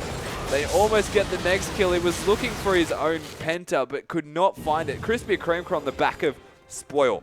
He's big right now. He's the one that they need to kill. They've got the Baron buff. Can they make something happen? Yeah, that was such poor positioning from Addition. A great initiate, though, from Squiggle. He saw that so early on, and they didn't even know there was a ward in there, and he just came stampeding through with that ultimate, never letting Addition out of his sight. He did a great job of staying alive, but it was too little too late. Yeah, he did a good job of living, but it wasn't enough for him to do damage. You can see the fact that he was so low, had to position very carefully in order to put down some damage. And that's, I mean, a smorgasbord right here for Krispy Kreme crew. They might have Pac-Man. Oh, they going in on Pac-Man here. That's a tall order as he's going to flash out of that one after popping his ultimate, but we can actually see his health bar getting dented here, so leaps and bounds from a couple of minutes ago. Yeah, he's no longer getting a back massage. It's a deep tissue massage at this stage, so a lot of health. He's quite tanky, Pac-Man. He's not really at a threat of dying. I don't even think he really needed to flash just there, but I actually think he's going towards an Abyssal Scepter. Alright, that would be an interesting buy, but not too bad considering his team is a majority of magic dealers. Yeah, so that's what I was thinking when I said the Abyssal Scepter, is that he'll be able to allow the rest of his team to do damage. They've got long-range poke, but he's the only one in their face. Now, how important is it for Bill to just maintain his aggression onto Addition? So it doesn't necessarily have to be onto Addition. Yep. It just needs to be whoever Bill goes onto, they can't be in the rest of the fight. Okay. If they can stay around, put down a lot of damage, say he engages onto Impaired, Impaired just walks away, heals himself and comes back, then it's going to be very hard for this side. Ooh, Spoil gets half wow. hit. So if those Ezreal ultis are able to connect maybe mid or in before a fight, Legacy Genesis still have the capabilities of coming back in this game. 100% can still find a way into this game. They've got the makings for it. The Ezreal's damage is just obnoxious. You've got a Tristana right now who has bridged the gap. Impaired smartly putting a trap down. Yeah, luckily not face-checking that one, as once Bill sees a target, he's seldom to not go all in on an Addition. He's got himself his own Banshee's Vow now, going to be keeping himself a little bit safe to the rampaging Hecarim. That dragon up in about 20 seconds, and Krispy Kreme crew looking for their win condition here. Yeah, they've made not a whole lot happen with the Baron buff. Yep. They got one turret in the mid lane. They've just started putting some pressure down on the map. But with the 5th dragon again, 5 seconds from now, they're already there, pretty much on time to start it the second it arrives. I mean, the teleport's coming out. Yeah, it looks like everyone's there. This could be potentially the fight to seal the deal. Everyone's here. Everyone except for Psycho, but he has that teleport in case things start off before he gets there. Becky, oh, Bill, he's gone into Pac-Man. Squiggle also. The Lantern is going to be available, but Addition, oh, he gave me a little bit of a heart attack. He did have the Banshee's Veil and Rocket Jump available. The pokes trying to come out from the spears and the Qs. Are they going to land? At 49 minutes into the game, whoever dies right now will probably lose the game. They're going. The Ezreal ult comes across a lot of members. The Dragon has been picked up, but immediately Squiggle falls. Bill, he's all the way in, but a nice zone use from Impaired. Spoil in the backline, just shooting rocket after rocket. Pac-Man is going to fall, but that's a double kill for Addition. He's looking for his triple. He's found Spoil. Spoil's going to fall. The hook doesn't land. No, narrowly missing, but that's a quadra kill for Addition. He wants that penta. He's running for it. He needs one more auto. The spear? No. Addition, run, boy. He needed that penta. No. Oh, if Becky hit that hook, that would have been beautiful. But they've got 4 members dead. Psyker Wow. too low right now. They win a team fight against the side that had the 5th Dragon. They work around their strengths individually to ensure that they all survive and put down as much damage as they can. Addition coming back into this game massive. Can Psyker mount a defense, though, against all 4 members of this side? The Rise has a little bit of wave clear here, but look how fast those towers go. Oh, Addition, he wants that pseudo penta, but Impaired's going to pick that one up for himself. Becky falls, but after a massive back and forth game, Legacy Genesis are going to take the first one over the Krispy Kreme crew. It took them 50 minutes and a very shaky start. They were essentially outcomped in the mid-game of this, and they brought it late. They played to their strengths. They got a Baron essentially to deny the 5th Dragon and the Baron combo. Kept themselves in the game through very smart tactical decisions, and they won the game through that in the end. Yeah, both teams playing out of their minds. I'm so excited for game number 2.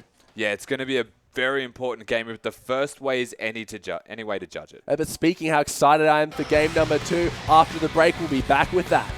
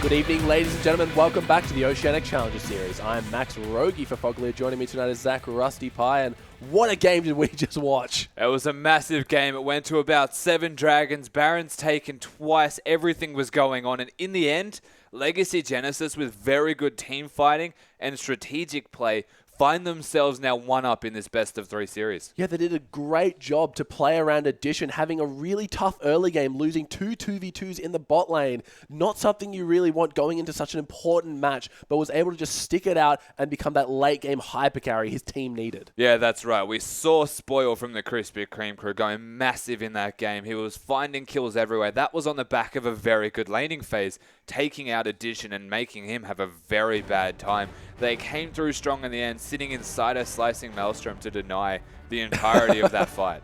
Yeah, look at that. Echo immediately banned away, followed by the Twisted Fate on the side of Legacy Genesis this time, and Nautilus, not going to be seeing him tonight. Yeah, so the same bans essentially for the first two, but then changing it up, getting rid of Nautilus. First pick in favor of the Krispy Kreme crew. Alistar still available. Ezreal always going to be an option.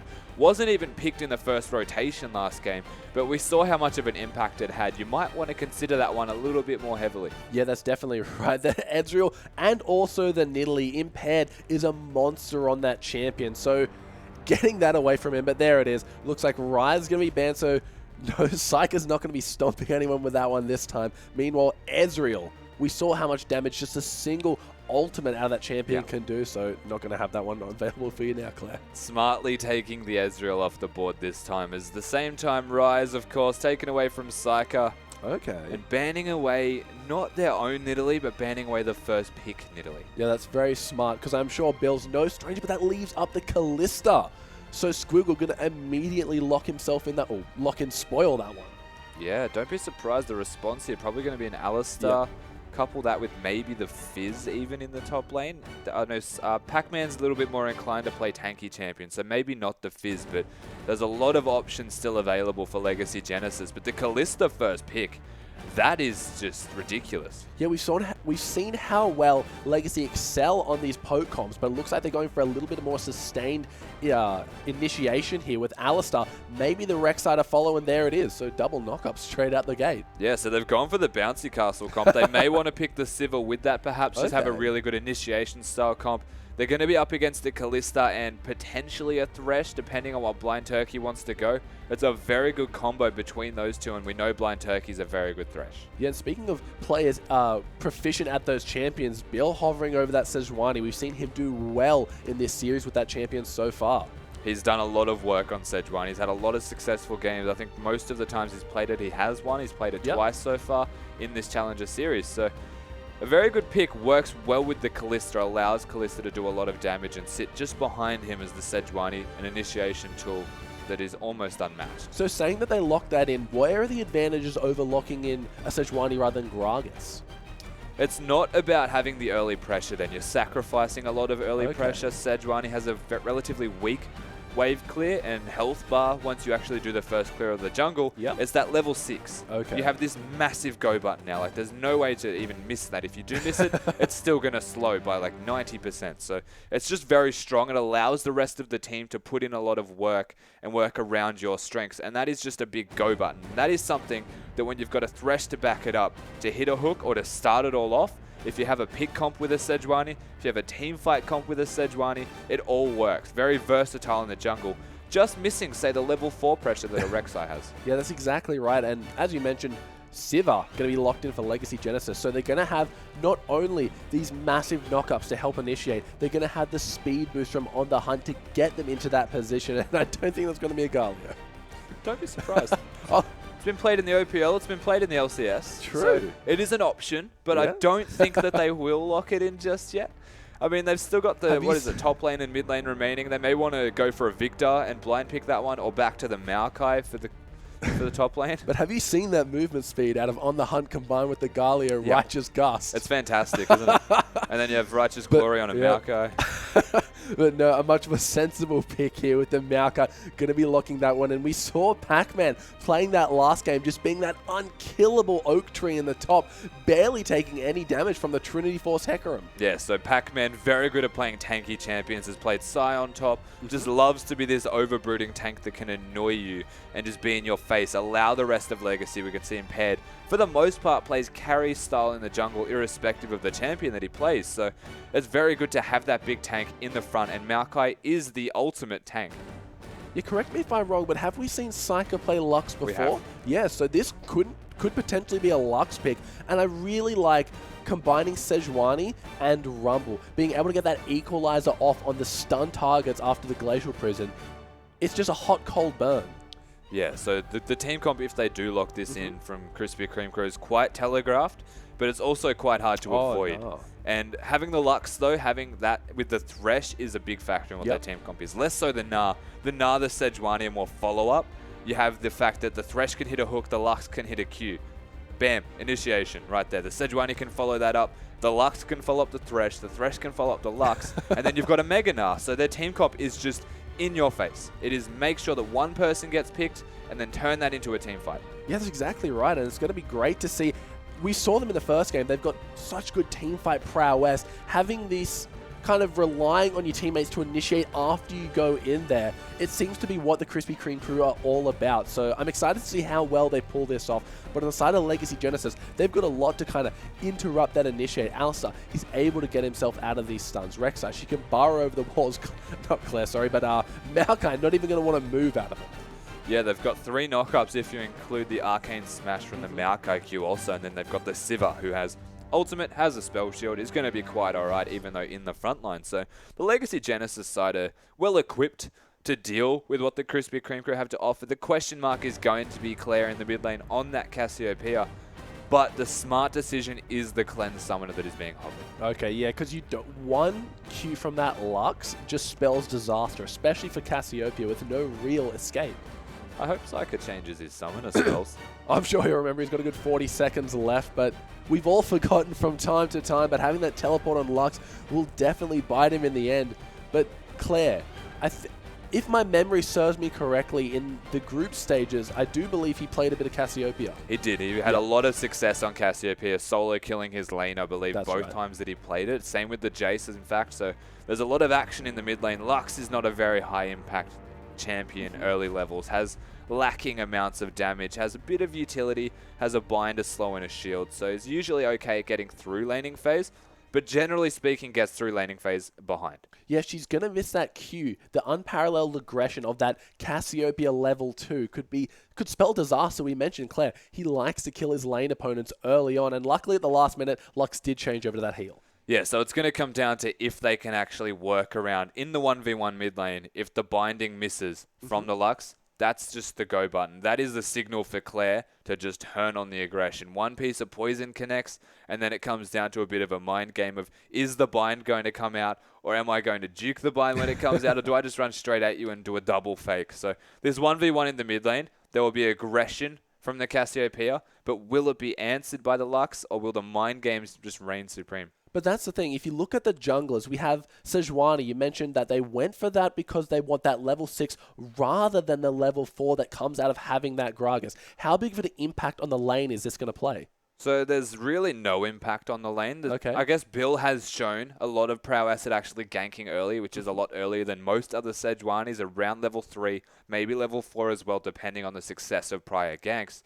Not many other Sejuanis do that to success, whereas Bill has found success in doing so. So in the mid lane, Cassiopeia does have Cleanse. It's very hard to kill the Cass with Cleanse up, especially if Flash is there too, and quite mobile once the poison connects. But if they can get something off, if one binding connects, Bill's there to follow it up. You could force summoner spells, come back around, or at the very least, because summoner spells are no longer available, there's a lot less pressure in the 1v1. Yeah, we saw his aggression on Vi in that last game really paying off, ganking even the ungankable on that Ezreal.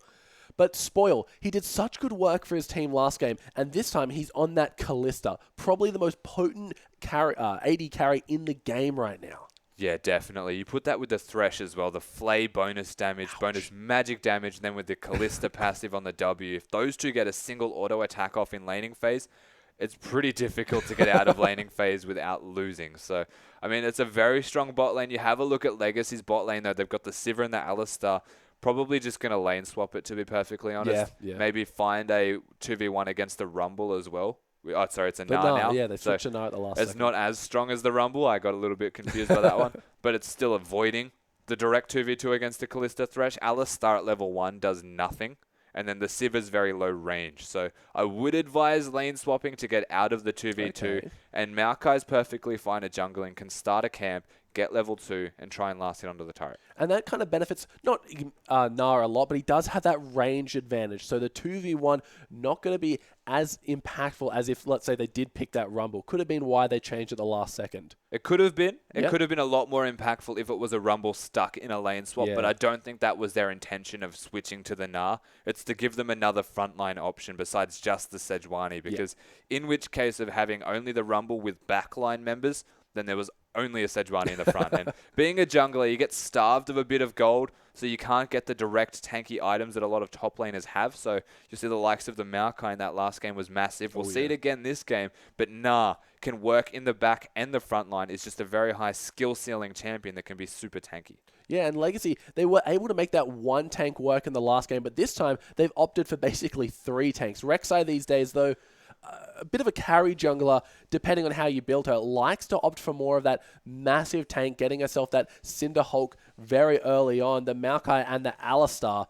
With Alistar, you don't even need items to be tanky. Yeah, that's right. You can just press your R, and then you're very tanky. Yeah. I mean, they've got a lot of tanks. They've changed up their play style in this particular game comparative to the last game, where they were more of a pick-poke comp with a lot of range and just sort of poke, make sure they're a bit lower before going in. This game, it is just go in. Yeah. They've got the Sivir, they've got the Alistar, they've got everything to make that work. The Maokai's going to go for Righteous Glory. The question is, because they've changed the play style, we've seen a lot of success from Legacy Genesis when they play the poke comps. We haven't seen as much success when they don't. Yeah, but realistically, their biggest downfalls have been their drafting, but this comp seems pretty airtight in the matter of they've got everything they need to go in, they've got everything they need to keep people where they want. Their main damage threat is going to be that Cassiopeia. Sivir, she offers a lot of utility, but not known for her upfront burst. Yeah, so the team comp that they have drafted is very solid. It will be able to work around the strengths of every individual player of this Legacy Genesis side. The question is, can they make those team fights work when they're against a very good counter-engage comp? Alrighty, Rusty, are you ready for game number 2 with the Krispy Kreme crew taking on Legacy Genesis? After game 1, I'm excited to see what these guys can go for. Both of them kind of got a more team fight oriented composition, so we're bound to see some brawls past that level 6 mark. 100% going to see brawls. The question is who comes out ahead in them, because both team comps, we know what they're designed to do now. Legacy wanting to run at Krispy Kreme crew, whereas they're a little bit more versatile in the way that they can sit back and wait for a pick to connect, wait for a blind to connect, and then siege it, or then turn on a team fight themselves. They're very good at counter-engaging also, so it's a little bit more versatility compared to a streamlined strategy. Yeah, it looks like he's picked himself up that longsword, 3 potions, so he wants to have that extra sustain that comes from a much more cheaper starting item. So probably predicting that he is going to get 2v1 considering they did pick Sivir. So just keeping himself safe for now. Yeah, and it's interesting that they aren't actually looking to True. get the 2v1. They are actually in the bot lane.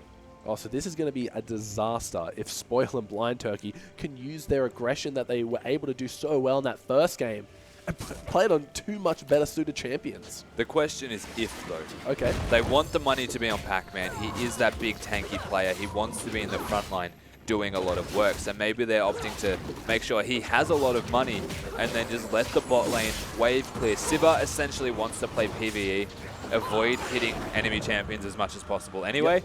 So if they can keep Spoil and Blind Turkey under control in this 2v2, which isn't necessarily easy to do, but the fact that they've got level 2 now on the Sivir helps a bit. There's no level 1, I guess, anti-strength, but Becky still being level 1 makes it a bit difficult. Yeah, Blind Turkey already showing some of that aggression. Spoil not going to able to get the auto attack onto Sivir, but look at that, Becky already taken down to half. But the supports, they do have the a nice ability to buy themselves some extra potions here. Yeah, I mean, the cow in the bot lane's harmless at the moment. Ooh, Blind Turkey trying to go for a bit of prediction hook here. Wants to make use of Alistar being a level behind. Exactly right, and they can try to do that, but the cheeky hook attempt, not actually going for addition at all. He didn't show his hand. He didn't waste the spell shield early for some mana or anything like that. Build level 2 gank. He said he likes the gank early on that Sejuani. Gonna blow his flash, but in turn, Pac-Man has to use his squiggle. He was very close to narrowing out, so that could have been a dead Pac-Man. It could have been. That's a very aggressive decision. They've revealed where Bill is. Impaired is not gonna spot the ward because it's... Oh, poor guy. He's looking for it, but when he got sighted, he was still it's in your burrowed. pit. It's in the pit. He looks back there for it. He's going to get spotted out, but nothing to come from it besides just knowledge of where Rek'Sai is. Yeah, so all in all, Bill actually getting a successful gank off because they could see where Impaired is. He's going to be super low after this. Ganking not necessarily an option for him just yet. Yeah. And they know where he is. Yeah, they know he's low. So Psycho, we did mention he was... Is he going to clear it? Oh, thank God the red buff kicks off. When she gets into that burrow form, it's hard to see exactly how much health is left on it, but great calculation from Impaired, not going to be wasting any time. Yeah, so he's going to recall. They know that he can't continue to do anything. So a smart ward placement there.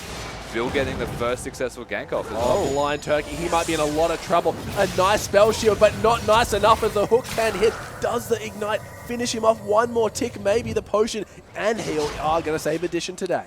Summoner spells used everywhere, but the real winner is Spoil right now, who does not have to recall because he has health. You compare that to Addition, he's going to get some Relic Shield stacks. He's trying to stay as long as he can before recalling, maybe work towards a pickaxe. Look at the rate. Doesn't know where it's going. It might just be a little bit trapped here. He's going back and forth. Hilarious to watch. It's a bit confused with itself, I think. It might be blind. Impaired though, he is going to pick himself up that nice scuttler, and you mentioned doesn't have to go back, but it looks like Spoil going to be choosing to for that extra sustain. Yeah, working towards that Vamp Scepter early, maybe going the Vamp Hurricane style of build where you max rend, so can afford to go back early, buy that sustain, and now try and stay in lane for as long a time as possible. The wave was pushing back towards him, so recall timing-wise, it was actually quite good. Yeah, look at this. He's going to be able to pick up every single CS depending on how well he plays it with the help of Blind Turkey. But Addition, going to have to recall off this one. Has himself a nice lot of gold. Probably not enough for a BF, though. Just enough for that pickaxe. Yeah, it should be enough for a pickaxe, but there's not going to be much else besides that. Is Spoil's forgetting to press ramp. I don't think it was available. Oh, missing two, unfortunately, there.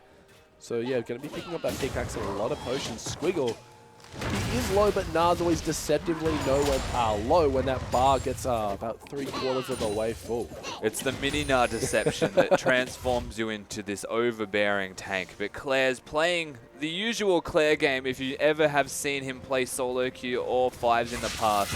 And that is try and push the wave and then just pick a bush to sit in and then try and assassinate them if they look to ward. Yeah, it seems to always work out for him somehow, but this time Psyker, he is playing a little bit wiser, doesn't want to face check into a Cassiopeia, especially as Lux. No need to at the moment. Lux not level 6, so going to have very little gank potential, but Claire doing the same thing again. Yeah, he's just got control of the lane. You can see the fact that Impaired able to gank in the top lane. Claire's got pressure, and they don't know where all of the numbers are going. They don't know if Claire's going top, but look at the vision control on the top side of the map right now. Wow, that's a lot of for ward. Legacy Genesis. Looks like Bill going to be clearing out that ward, but in the bot lane we see Spoil. He's got to remember he only has himself a Vamp Scepter. These trades in the long run may be beneficial as he will be able to sustain himself back up, but taking a lot of damage early on.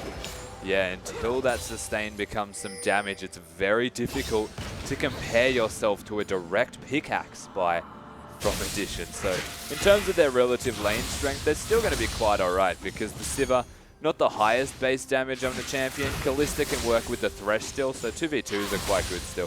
If you compare a 1v1 perhaps, Spoil's probably going to spend a lot of time under tower. Oh yeah.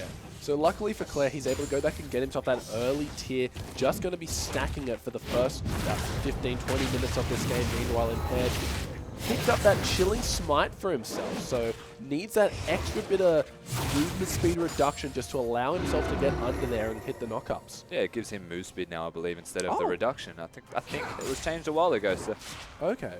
In saying that, he does still need the chilling smite because the tunnel's not necessarily accurate enough every single time. It has a set range that it can travel, so it's very easy to dodge. Having that instead of having to use the flash may provide a lot more utility in games, especially when the flash is not available. So Impaired, he's done a great job of his scuttler control. We've seen this, I think, is the 4th one he's picked up for himself. That's a lot of gold. I guess he's used to having Devourer. But that's not out just yet. We're on patch 5.12. Oh man, I hate the Devourer jungles, but yeah. it just feels like it's an absent member of the team. But until 25 minutes, and then you've got that Yi double striking for so much true damage, just taking you down, and then you feel silly for ever criticizing it. Well, yeah. Yeah. Claire going to pick himself up that blue buff. That's going to help him immensely. Bill, we've seen how aggressive this guy plays. No Lantern to get him in and spoil, not hitting the Q. Blind Turkey not going to be finishing off that ward. It was a bait. Throwing out the lantern is a sign that there's no one behind me and that you can fight me. But he smartly didn't because Spoil was starting to be a little bit aggressive in terms of his positioning to protect Blind Turkey. Well, we hear the farm alarm going off. Rek'Sai just going to be going back to those wraiths that have already been taken by Claire, just coming maybe for the experience. I think it was more of a direction to travel there. He just needed to get somewhere. Psycho, but you might be in trouble here. Doesn't have the snare. This could be bad. He is going to have to flash Impaired, only using the tunnel to burn the flash. So once that snare comes down from Lux, we mentioned earlier, a great game potential. Yeah, it's the flash bait, essentially. Impaired's on a ward. He doesn't realize, but Bill sees him. Yeah, they both and laughs. They both have vision of each other here. The tremor sensors providing Impaired that pseudo ward in a massive radius. Bill has some level 6. Keep that in mind, guys. Just made me happy that he laughed. It's acknowledging that, like, I know you're there, and you know that I know now. But anyway, nothing actually comes from that. They're kind of just meeting each other, realizing that the opposition member is right there and instead backing off to their own devices. But for the most part, it's to protect Psyker, who doesn't have that flash available anymore. Needs some kind of assistance from Bill to ensure his safety in the laning phase. So I'm still a little bit confused about this Lux pick. What exactly does Lux offer to the team that maybe a Victor can't provide? Well, if we're comparing it to a Victor, then I can't answer that accurately because Victor does everything better.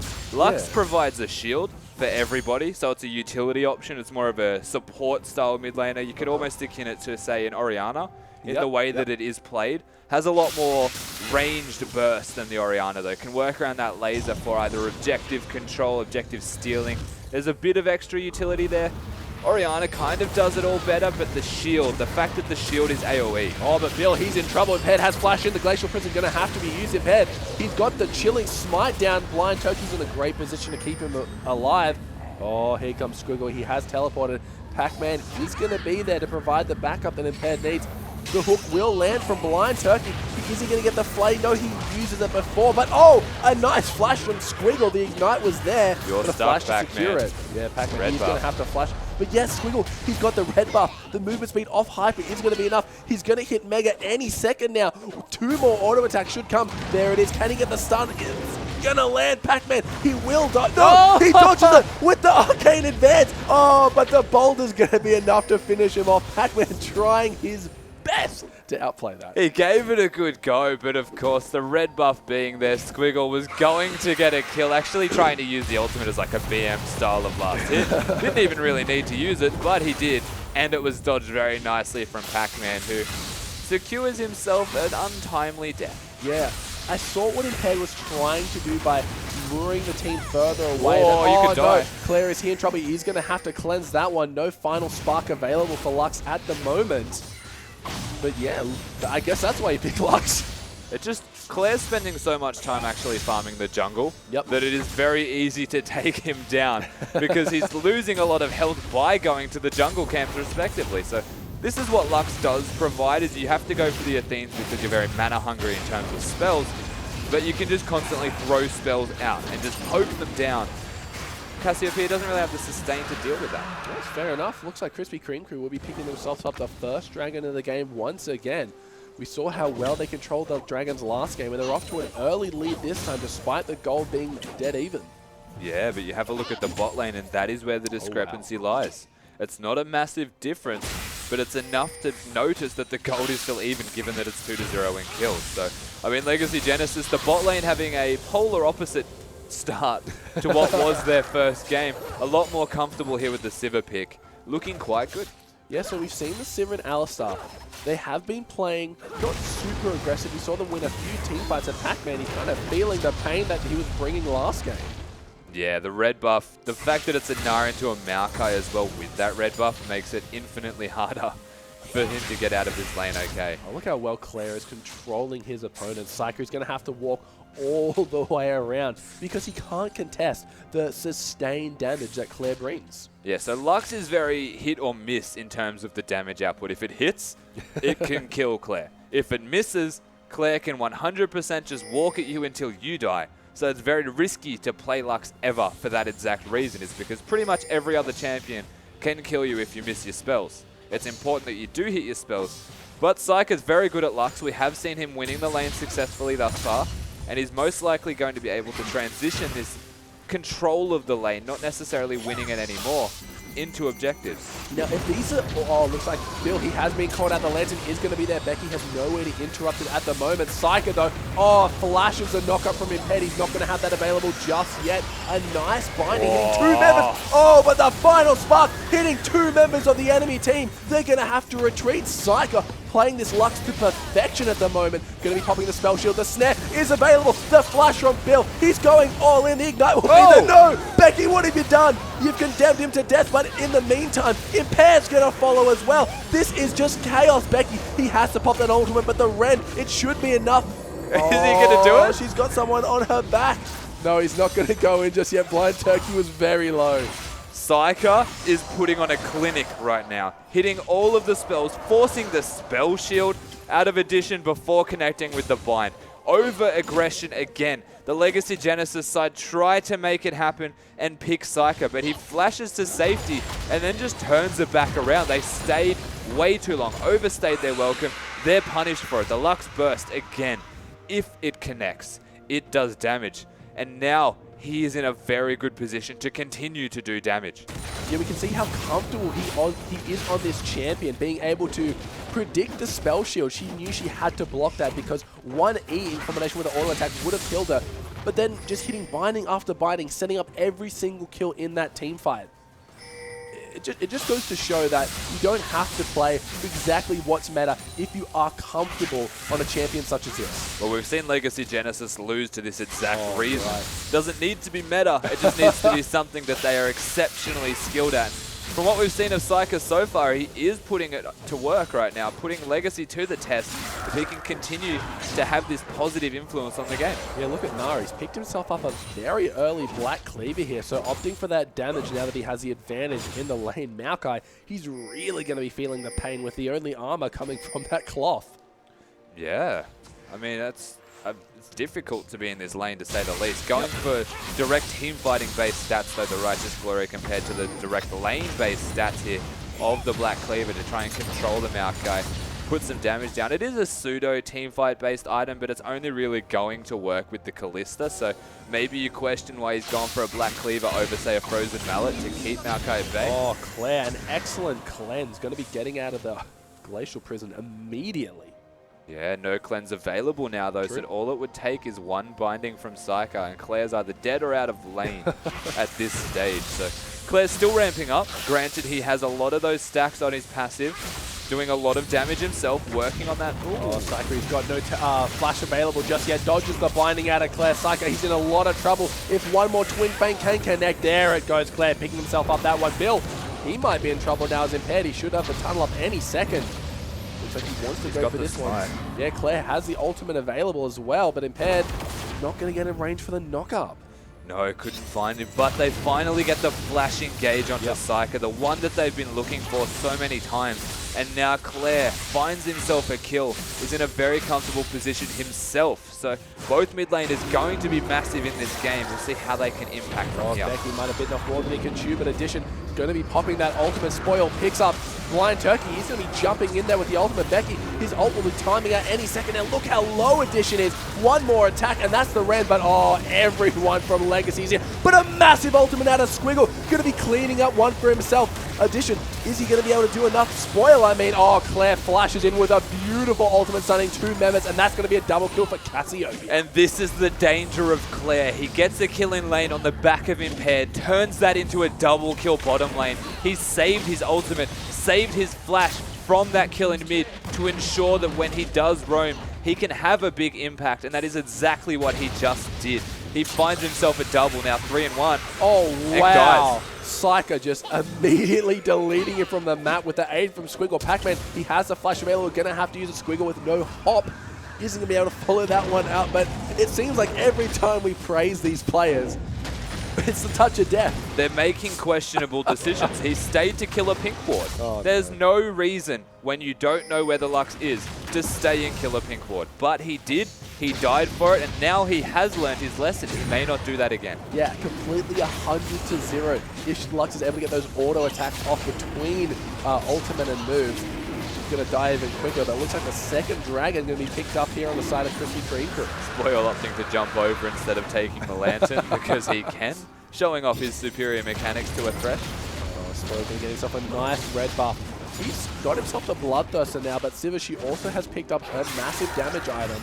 So these two going to be looking to be the carries that their team needs. Definitely, there's 2 big carries in this game. But then you look at the Krispy Kreme crew and you realize Nah is actually 4-0. Now that is a big Nah. And they have 3 threats, though it was generally going to be 2 and a pseudo-tank threat. They've now got 3 very, very big options. They've got the Thresh, the Sejuani to facilitate that for happening. And again, Thresh hits 1 hook, Lux hits 1 bind now. Pretty much going to kill someone. You've now got the Nah who has 4 kills to follow that up. Pac-Man's going to struggle to lane, really, from here. Yeah, he's got a massive CS differential despite the 4 kills as well, but they've tried to bait him in. Here comes Edition. He wants to go for the kill here, but a nice Nah from Squiggle going to be keeping them at bay. Will they get enough? They really want to dive this, but a great stun from Squiggle, keeping himself alive just as his Nah bar times out. He's going to live quite alright. The Spell Shield not able to dodge the Nah there, so he gets out quite alright. But meanwhile... Oh, look at this. This could be trouble, but a nice ultimate out of Bill. Going to be keeping him and his teammate alive. They're going to be running Psycho. He's very low on mana. The continued knockup from Impaired. Will it be enough? Psycho, he doesn't have enough mana for the ultimate by the looks of it, and Claire's just going to run him down. Every time Claire has his cleanse, he has been going for kills. A nice little sidestep. Oh, but they're in trouble. Spoil, he's here. Bill, he's here. No, Bill, what have you done? You've gone in too far. Blind Turkey, you might be in trouble. A Spoil, he's turned his attention to Impaired. Oh, you're dead. Where's Becky? Where are you going to go, Claire? Where are you going to go? Oh, he's turned his attention onto Blind Turkey. Going to try to get this kill, but no. 1 auto is going to be enough for Spoil. Becky was actually top with the rest of the team. They did get the top turret, so it's actually not too bad. I thought I saw Becky kind of in that mid lane and was expecting him to come back to team up, but as you mentioned, choosing those map objectives rather than helping the team that was already pretty much dead. Yeah, so they were pretty much dead, but they did make something positive out of that. Of course, they took down a kill to begin it all. Bill, a little bit over-aggressive there, not with his team at the time of his re-engage, goes down again. So they make a very, very good trade out of a situation where they probably shouldn't have. Yeah. Legacy Genesis then make a tower on top of that, and their objective control right now is starting to snowball them in map control, but direct gold is actually still very close to even. In fact, it's now ahead. Yeah, the crew going to finally pick themselves up the first turret of the game. Spoil going to get that one in the bot. Oh, look at that. A massive gold lead on Claire, about 1,000 there. Wow, he is doing work on his counterpart. Yeah, so he has 4 kills now compared to the 1. Claire is massive at this stage.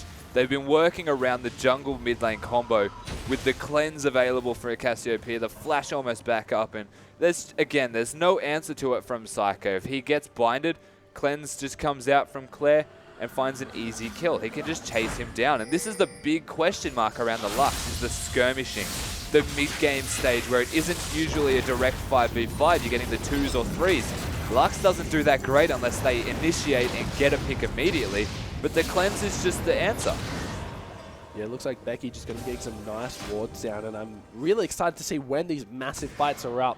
We've seen kind of 2 to 3 members just going at it so hard. Bill, he plays to his strengths. He likes to be aggressive. A few times it may result in his death, kind of trying to facilitate the reinitiates and his team not really being there. Blind Turkey getting a hook on Imped, just protecting himself a nice pink ward. Couldn't have a more Australian name, could you? Bill. Just Bill. Bill, mate. There's nothing else to that name. It is exclusively Bill. Yeah. He has been very aggressive this game. Level 2 ganking top lane against Pac-Man. And I mean, Pac-Man's been having a pretty bad time. A 4-0 Gnar laned against him. And Bill being super aggressive, making sure that the lane is going in favor of Squiggle. He has been the catalyst of a lot of success from this crew. Yeah, look at this. Claire in this mid lane just wants to do exactly what Claire's been known to do. Push up the lane, ward, repeat. It's doing well so far as he's able to find himself some nice kills with the aid of Impaired. Impaired just doing a great job at being in the right place at the right time. Every time Claire seems to go aggressive. Squiggle, though, kind of wants to do some work on Pac-Man. He's got himself that lane advantage, especially with these items. How is it going to translate into these kind of mid to late game team fights, though? So the lane advantage isn't necessarily going to provide anything unless Squiggle has a really big impact in the team fights. The fact that he is so big is just really, really scary to consider from the side of Legacy Genesis. But that's not to say that Pac-Man isn't going to be tanky by any means. They've still got their team fight that they are working towards, whereas the Krispy Kreme crew just have the added bonus of this Gnar that is just ridiculously big. So, I mean, direct team fighting, it still tends to favor Legacy Genesis by a small amount, but if Krispy Kreme crew can hit a pick, it's all over. Yeah, we see Addition kind of throwing back to the last game, just going to be pushing out those waves. Siva, excellent wave control with that boomerang and bouncing blades, just able to keep every single place pushed up. In the mid lane, we see Becky and Claire doing what they can. They really want this mid Terran. It's going low. It's only about 2 auto attacks away from going down. So the focus, the fact that Lux isn't there, they are going to see that very soon. Maybe be able to push in and secure a turret, but it's pretty scary when Bill and Turkey are both there. The engage from them, especially under a turret, and if you try to hit the turret, they are just going to stun you up. Oh, Claire. Oh, okay. I think he wants to go in here. I'm not sure exactly what happened, but Blind Turkey's going to be so low, and Claire doing exactly what we've said all game. Just hanging off into the wings, going to pick himself up a double kill here. It's the Claire special. Just place a ward in the side bush, get some control, push the wave out, and then act like you're disappearing. It is all a big ruse that we know he does so well.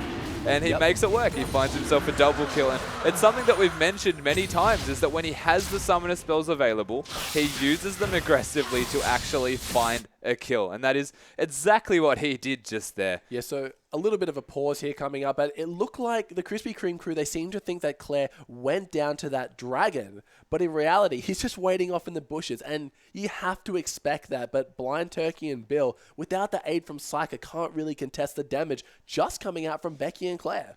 Yeah, that's right. It's the Claire special again. He's just like, pretend you go somewhere that isn't mid, then act like you are, and then actually still be there. Find a kill. He does it every single game. So that's one pattern that you will learn to recognize when you've versed Claire a few times, especially now that you've seen him multiple times in the Challenger Series, is that's what he does. Makes it work, though. The Dragon, of course, very well timed. They do secure that one, I believe, as well. So Legacy Genesis starting to snowball their objective control and put themselves more in the driver's seat, working towards that team fight that we know they have. Yeah, so really no clear advantage from either team just yet. The team fights coming are really going to spark where they fall on this nice edge at the moment. Yeah, so you have a look at the Legacy Genesis team, and you are thinking mostly of Claire and what Claire can do. Sivir, more of a facilitator, does do a lot of damage, needs to respect the damage that a Sivir does, but the Cassiopeia always going to be the focus, needs to die immediately, or it just becomes really difficult for this Krispy Kreme crew side to make anything happen.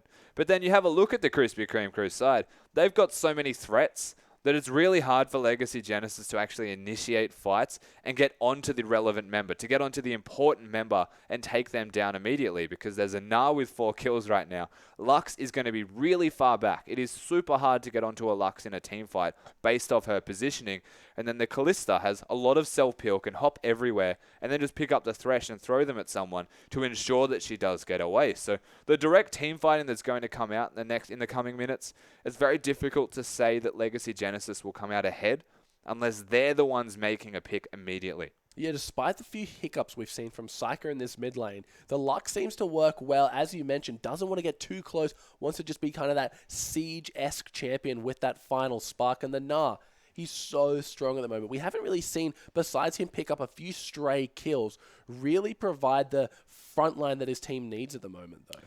Yeah, so he's got a few stray kills, mostly from the teleports, but we haven't really seen a full team fight yet either. True. It has been mostly skirmishes, and this is where it's something that we touched on during the game, is the Lux does not really excel at, unless the Lux is the one initiating the skirmish, whereas the Cassiopeia is just phenomenal at these skirmishes. Mostly 2v2s, mostly 3v3s. The teleports coming in late to secure kills, but still they're getting the kill. So that's the important part, is being achieved, and it'll translate to team fights quite nicely.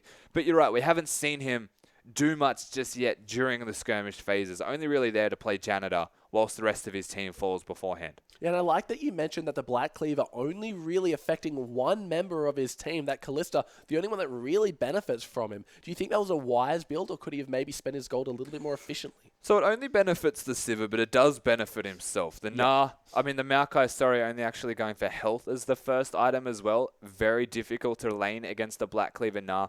You're reducing the resistances by an amount where you don't already have the resistances at all. Okay. It's very difficult for you to actually be content with your laning phase. I suppose it still is. It's a very extended laning phase just now from the top laners, and actually survive through. So constantly recalling, constantly having to teleport, come back to lane, losing advantages further and further. You'll find towers start to creep up in favor of the Krispy Kreme crew just from the side lanes and the side control that the Nah has, and that's where it starts to impact the rest of the map. So itemization-wise, it's not that great because there's only really the Sivir and himself that benefits from it. Maybe a Frozen Mallet would have been a bit better in terms of how sticky you can be, but Black Cleaver's okay. It's just not necessarily optimal. Well, he seems to be making it work. We see Maokai having a really hard time, just struggling in this top lane, even to stay in it. Now he's got himself the tower. The Legacy Genesis, they have answered with one of their own. And these junglers, we haven't really seen them pay any attention to any other lane besides that mid. Yeah, well, that's just Impaired in a nutshell. But Bill, we have seen Bill gank top once earlier. It was a level 2 gank because of Sejuani. It feels like it's so long ago. Not something you ever really expect to see, but it did happen, and it forced a flash out, which is another big catalyst to the success of the top lane right there from Squiggle. But in saying that, you are correct. Most of the focus has been on that mid lane, ensuring that either mid laner gets ahead. We've seen success from both junglers in terms of how they've ganked the mid lane, how they've made it work. But in saying that, overall, if we had to have a look at who came out further ahead, perhaps, it would probably be Claire, because he has found kill after kill from this repeated aggression, repeated presence that Impaired has had in the mid lane. Bill has been there, but he hasn't been there like Impaired has. He's been forcing summoners out of Psyker left, right, and center, and the one time Psyker doesn't have the summoners available, they find a kill. Yeah, Claire was already up about 1,000 gold over Psyker, and we haven't even seen what he's gone back to buy after he picked up that nice double kill in that earlier skirmish just before the pause. So I'm really excited to see how he's going to basically turn this gold and ability power advantage into the snowball that his team needs. Yeah, so if there's one thing that Legacy Genesis lean back on, it is that their mid laner is the big focal point of the team. He's the big carry, he's the mechanical star of the team, and if there's one person that you want the kills to be on, it is going to be the mid laner of the Cassiopeia on Claire in particular. So, I mean, the fact that he has the kills is fantastic for the rest of his team. They can play facilitator to his strengths right now, and it's difficult to do against the team comp that Krispy Kreme crew are running. You have to keep in mind that there's the Thresh there, there's the Lux there, the Sejuani can initiate, and you can only cleanse one spell. So you have to be very, very careful with your positioning in these team fights. But in saying that, they've got the Sivir to make it work. They've got the Alistar to peel away or to zone and just facilitate Claire's hyper carry skills that he's going to have. So speaking of how the Legacy are going to play with that Cassiopeia, how Krispy Kreme crew going to play around it? Did they want to just kind of make him run up a little bit further just to get those attacks, or do they want to try and go all in? Oh, look at that. Immediately as we get back, Psyche is going to fall, trying to defend his tower by himself by the looks of it. Bit of a blunder. Yeah, slight blunder as he's actually picked up an entire death cap here, Psyche. Doing a lot of damage, opting straight into the damage route to optimize it. Ooh, Blind Turkey going for a hook on Claire, but another tower might be falling. He's going to force a teleport out of Squiggle, but Blind Turkey, he's found Claire. Bill's found Claire. Claire's found himself a death, but that's a shutdown on the wrong member, Becky. A massive flash going to keep him safe. Yeah, I mean, they just pick up Claire easily. I don't know what Claire was doing. He walked within flare range of the Thresh and then used poison. So he was tanking the turret. He was stuck in a Thresh box. They've started Baron.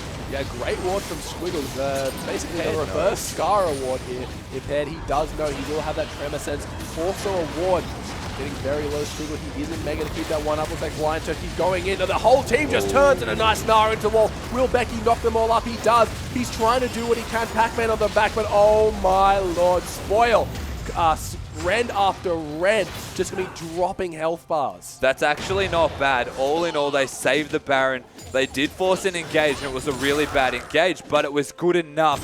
They got a kill onto Bill. They saved the Baron from going down. All in all, it was a small success off the back of a big mistake from Claire. Yeah, we've seen Legacy, they really know how to play when things are just kind of down in the dumps. Like you mentioned, they prevented that Baron from going down. That would have been so painful for them to endure. Impaired, he was able to get a nice ward off to keep them from seeing him. Looks like Addition now going to be picking up that red buff. And Legacy, they just have to kind of recuperate. Yeah, Addition, the unsung hero of that moment as well, actually finding a kill onto the jungler and forcing them to chase him as well. So that's just gross, Claire. Counter jungling himself, probably going to be Can you please go and clear that? Yeah. He's finally going to get that Thank one. you.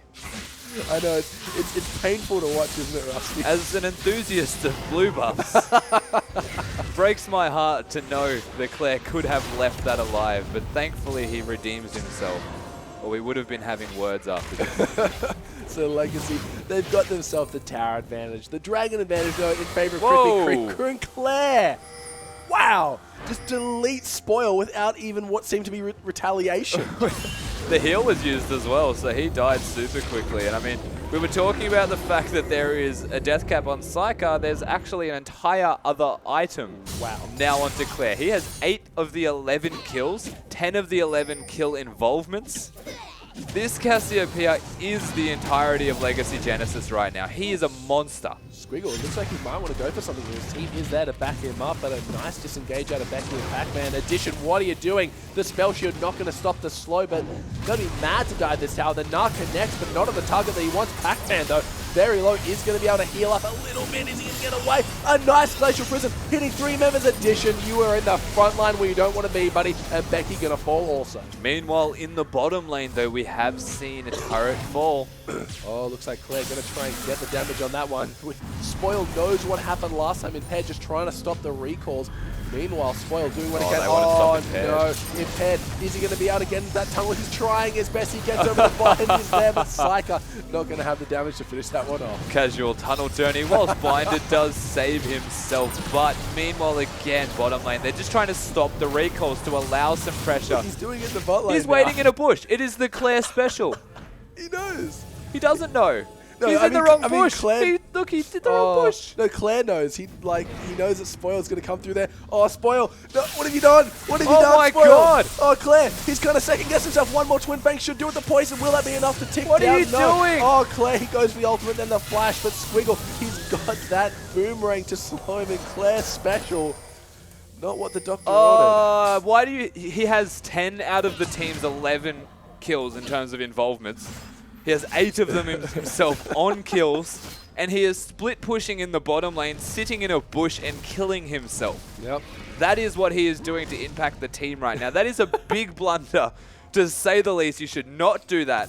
He could have even just ulted and killed Spoil, but he decided to run away, and then Spoil lived with no health. It seemed like he was really second guessing himself with that kill on Spoil. He's like, I want to get this kill. No, they're going to be there. I'll just wait. No, I want to get this kill. He committed to standing in a bush for so long that he had no choice but to try, and he kind of went full spaz. Oh, Bill just laughing in Ted once again. He really likes that. He's kind of taunting his opponent out here. The Dragon spawning about 35 seconds. Claire will be up. Ultimate should be available by that time. A potential big team fight coming up. Yeah, the cleanse is still available here for Claire, so that's a big deal in terms of direct team fighting. It does counter a lot of the engage from the Krispy Kreme crew, and it's something that does need to be respected.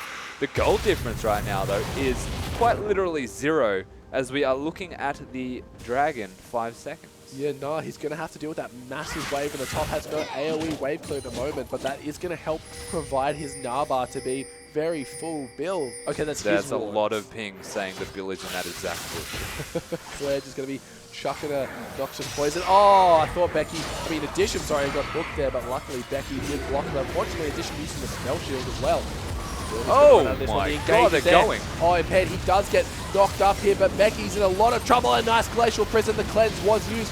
Look at Claire, he's doing what he can, but no one on him just yet. Bill trying to be the front line that the team needs, but Spoil completely untouched, and Claire gets played back into the fight. This is going to be a massive a massive win for Krispy Kreme crew. Oh, Pac-Man, can he escape from this one? He does a little bit of a turn, but Squiggle bouncing off the noggin of a minion, going to be finishing off that one. The Krispy Kreme crew are just massive right now. They've got a 4-0 Nara, he's now 7-0-6. This guy is a freak of nature. He is so big right now. They've got a Callista 5-2 and 6, has scaled with items, and then they chase into a choke point against a team that can counter-engage so very well. They've got the Nara ultimate, they've got the Sejuani ultimate, and a Lux. You do not chase them into a choke point. I know the team comp is based around tankiness, but you can see exactly where they're fighting right now. This is just a wet dream right now for Psyker. He's in a fantastic position to win a team fight. And look, they hit the Gnar. They hit everything that they're looking for, because Legacy Genesis are just in a horrendous position. Claire not able to actually do damage to the front line. Try as they might to win a team fight, irrespective of the goal being dead even, it is now so far in favor of this team of the Krispy Kreme crew that it's ridiculous. Oh man, that team fight, that was beautiful. Oh, it looks like Squiggle just going to be doing what he can to push with this massive minion wave. Claire gets himself a blue bar. Sorry. Oh boy. Whew. Okay. Work faces on Rusty. Pac-Man just going to be in that bot lane, going to be trying to clear out those minions. Now that the Baron's buff isn't there, going to have an easier time of it. Spoil, pick himself up from Krugs. Gets in about 2 auto attacks here for that. We saw he was completely untouched in that last fight. The box, the bindings, the Glacial Prison, and the Gnar. All they need is Spoil to just stay alive, and they're not asking much at this stage. Yeah, exactly. I mean, all they need is for one of their 2 big carries to maintain health, and the front line is so big of this Krispy Kreme crew side that it's very easy for them to do that. Of course, Psyker having the overshield for Spoil, as well as his own Bloodthirster. He's got a QSS there. Oh, a bit of a whiff on that Glacial Prison. Bill sending it a bit wide there, but not going to really matter as Spoil. He's got all the minions here that he needs. A hook onto Becky Gomez, not the target he's looking for. Yeah, so that's the Alistar ult down for about 60 seconds. Yeah, Gnar split pushing. They didn't have the Rex side. That's a big factor right there. It's very easy for them to use their advantages in numbers. They've got such strength in this Gnar that he can just sit bottom. Doesn't even have the teleport, doesn't need the teleport. The rest of the side take 2 easy turrets for their troubles. The Baron's paying off massively right now. Oh, hook onto Pac-Man, not the target they want, but still a lot of damage just from a boomerang alone. The minion waves do get cleared, but they've got to give Claire the respect he deserves. Yeah, Becky feeling like he's stuck in Elo hell right now, trying to engage for his team, but Claire just cannot get there, cannot get to the back line and put down the damage. Krispy Kreme crew taking a free inhibitor. Yeah, look at that. They're so far ahead with that Baron's buff, just providing with the liquid confidence that they need. Psyker and Turkey, they're just hitting the skill shots that they needed. And all Spoil has to do is auto attack and everything just falls into place. Yeah, it's actually that simple. The hooks are connecting, the bindings can then follow. They've got Spoil. He might be a little bit of trouble. He is able to cleanse his way out of that Pac-Man now. He's the one in trouble. Squiggle, he does not have any Gnar available yet. We heard the Cassiopeia. Claire's doing damage. Oh my lord, but Squiggle is the real DPS now. Look how low he's taken Claire. Claire does get a double kill, but Squiggle's still alive. He's got himself onto Addition. Pac-Man trying to play defender. Squiggle, he does have the Gnar available. They got him. Second, no, they kill him before it's going to connect. And wow, Legacy turned that one on its head on the back of Addition and Claire. Claire hitting the flash ultimate, saving his time, but you have to give credit again. The knock-ups of this Legacy Genesis team where they can just lose a team fight convincingly and then turn it back around. They catch Spoil out of position. He uses the QSS, but there's not enough time to get himself to safety. It's the knock around and knock up comp of Legacy Genesis. They find one easy kill, and then bam, they turn that on again. They may even get something of their own, but Bill is up to stop this. Yeah, I don't think Bill is going to have the damage or wave speed required to clear this turret out. It is falling very low, but Addition also, did he buy enough time for maybe the final spark to come in range? It is available. He is doing just that, trying to keep them slowed. Going to back off, though. I wonder if he'll throw it out, take the lantern and... No. You just got trolled to the next level, Psycho. Oh, Psycho. Running circles around you, Blind Turkey, right there. But that's 2 turrets, 3 turrets. No, 2. 2 Yep, turrets 2 have just gone down in favor of Legacy Genesis on the back of a winning team fight for them. This game is very polarizing in terms of who is actually ahead, but it is really hard to give a direct advantage. You have to look at the fact that the bottom inhibitor is down now, though. Krispy Kreme Crew don't have the Baron to fall back on as an option anymore, but there's a lot of pressure that now needs to be responded to by this Genesis roster. So, I mean, it's an advantage definitely still in favor of Krispy Kreme Crew. Na's massive. He doesn't have a lot of resistances, so he can still die. He has, for the most part, health with a bit of magic resistance, but the Void Staff and an Abyssal Scepter right now for Claire. He's very good at taking down the tanks. If they can team fight right, Genesis can still win. But Krispy Kreme Crew's frontline is just so overbearing that how do you team fight right when you can't get past them? Yeah, they really need to play around this Mega Gnar. Last fight, he was so close from just jumping into that massive Gnar and just wrecking everyone. They were able to kill him before it got down, but we saw he didn't have it up for the entirety of the entire fight. So Claire was able to just twin fang every single member before finally getting shut down. We see the Dragon and Baron, their respective timers up there. 50 seconds on the Dragon, a minute 20 on that Baron. Both teams are going to have to fight hard for this game. Yeah, the objective control going to be a big focal point for this next aspect of the game. At 37 minutes in, we're starting to hit the big 5v5 team fighting stage of this game. So, I mean, bottom inhibitor being down, objectives starting to come up, as you mentioned. It's going to be difficult for Genesis to get out of their own base, but they've got Claire to fall back on now. You can see Addition has started doing some massive amounts of damage, working towards that Blade of the Ruined King on the looks of it. Yep. Seemingly the Addition special, he just gets that every single time. It's going to be hard. It's going to be very hard for this Genesis side. Well, so far I haven't seen Becky being able to use his ultimate offensively at all. No good time for him to initiate. He's always getting caught out of position. So Becky, he really needs to kind of reevaluate his positioning. He's doing a great job of taking the hooks for his team, but at the wrong time. There's no Nahi. He does have teleport available. Well, this Dragon is going to fall before he even get a chance to contest it. But Kalista basically securing that without need of the smite. Claire, in his signature bush. He's found himself a bush. Usual. No wards available for the enemy team. Spoil.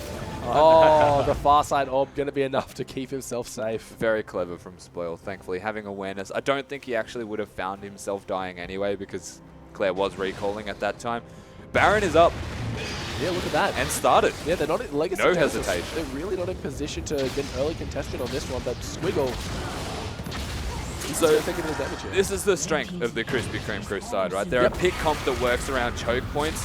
Forcing them to the Baron pit is the perfect choke point for a winning team fight. We can see the one fight they had at Dragon completely favored the Krispy Kreme Crew. Legacy Genesis getting a fight in the lane, and that favored Legacy Genesis. It is completely down to execution, but positioning is a big factor on that execution.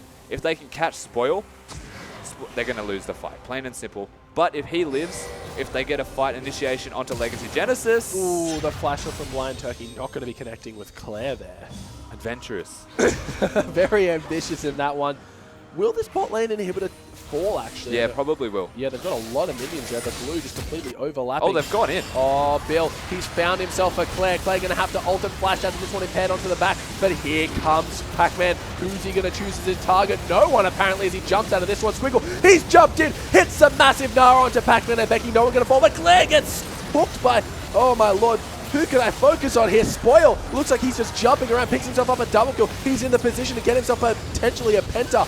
How many more kills can Spoil pick himself up? Should be one more. This could be the penta for him. He's going to get impaired. Impaired, he's running for his life. One more auto attack, and that's it. That's a penta kill for Spoil. Spoil going massive right there for his team. They get an initiation, but it isn't great. They've now got themselves the advantage on the back of Spoil, skirting around the edges essentially on that fight, jumping over the wall for added effect. The bottom inhibitor has re-fallen down. They've got super minions now, and it is on them to just finish this game. We're looking at ourselves. We're basically in game 3 now. Yeah, wow. Spoil, after game 1, we saw how hard he tried to carry this one, but this time he picks himself up a penta. He picks himself up a win. That's going to bring a tie to us in this best of 3 series. Yeah, massive game from the Callistas, something that may need to be considered coming into this third game. There was moments of great plays there from the Genesis side, but I feel like the team comp that they had, their drafting, was the ultimate downfall. They lost to a very strong pick comp,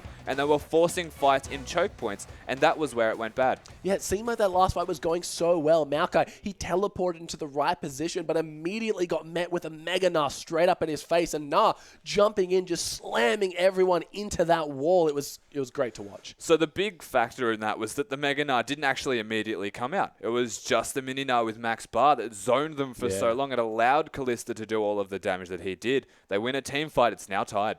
Alrighty, guys, we're going to go to a quick break, but when we come back, game 3.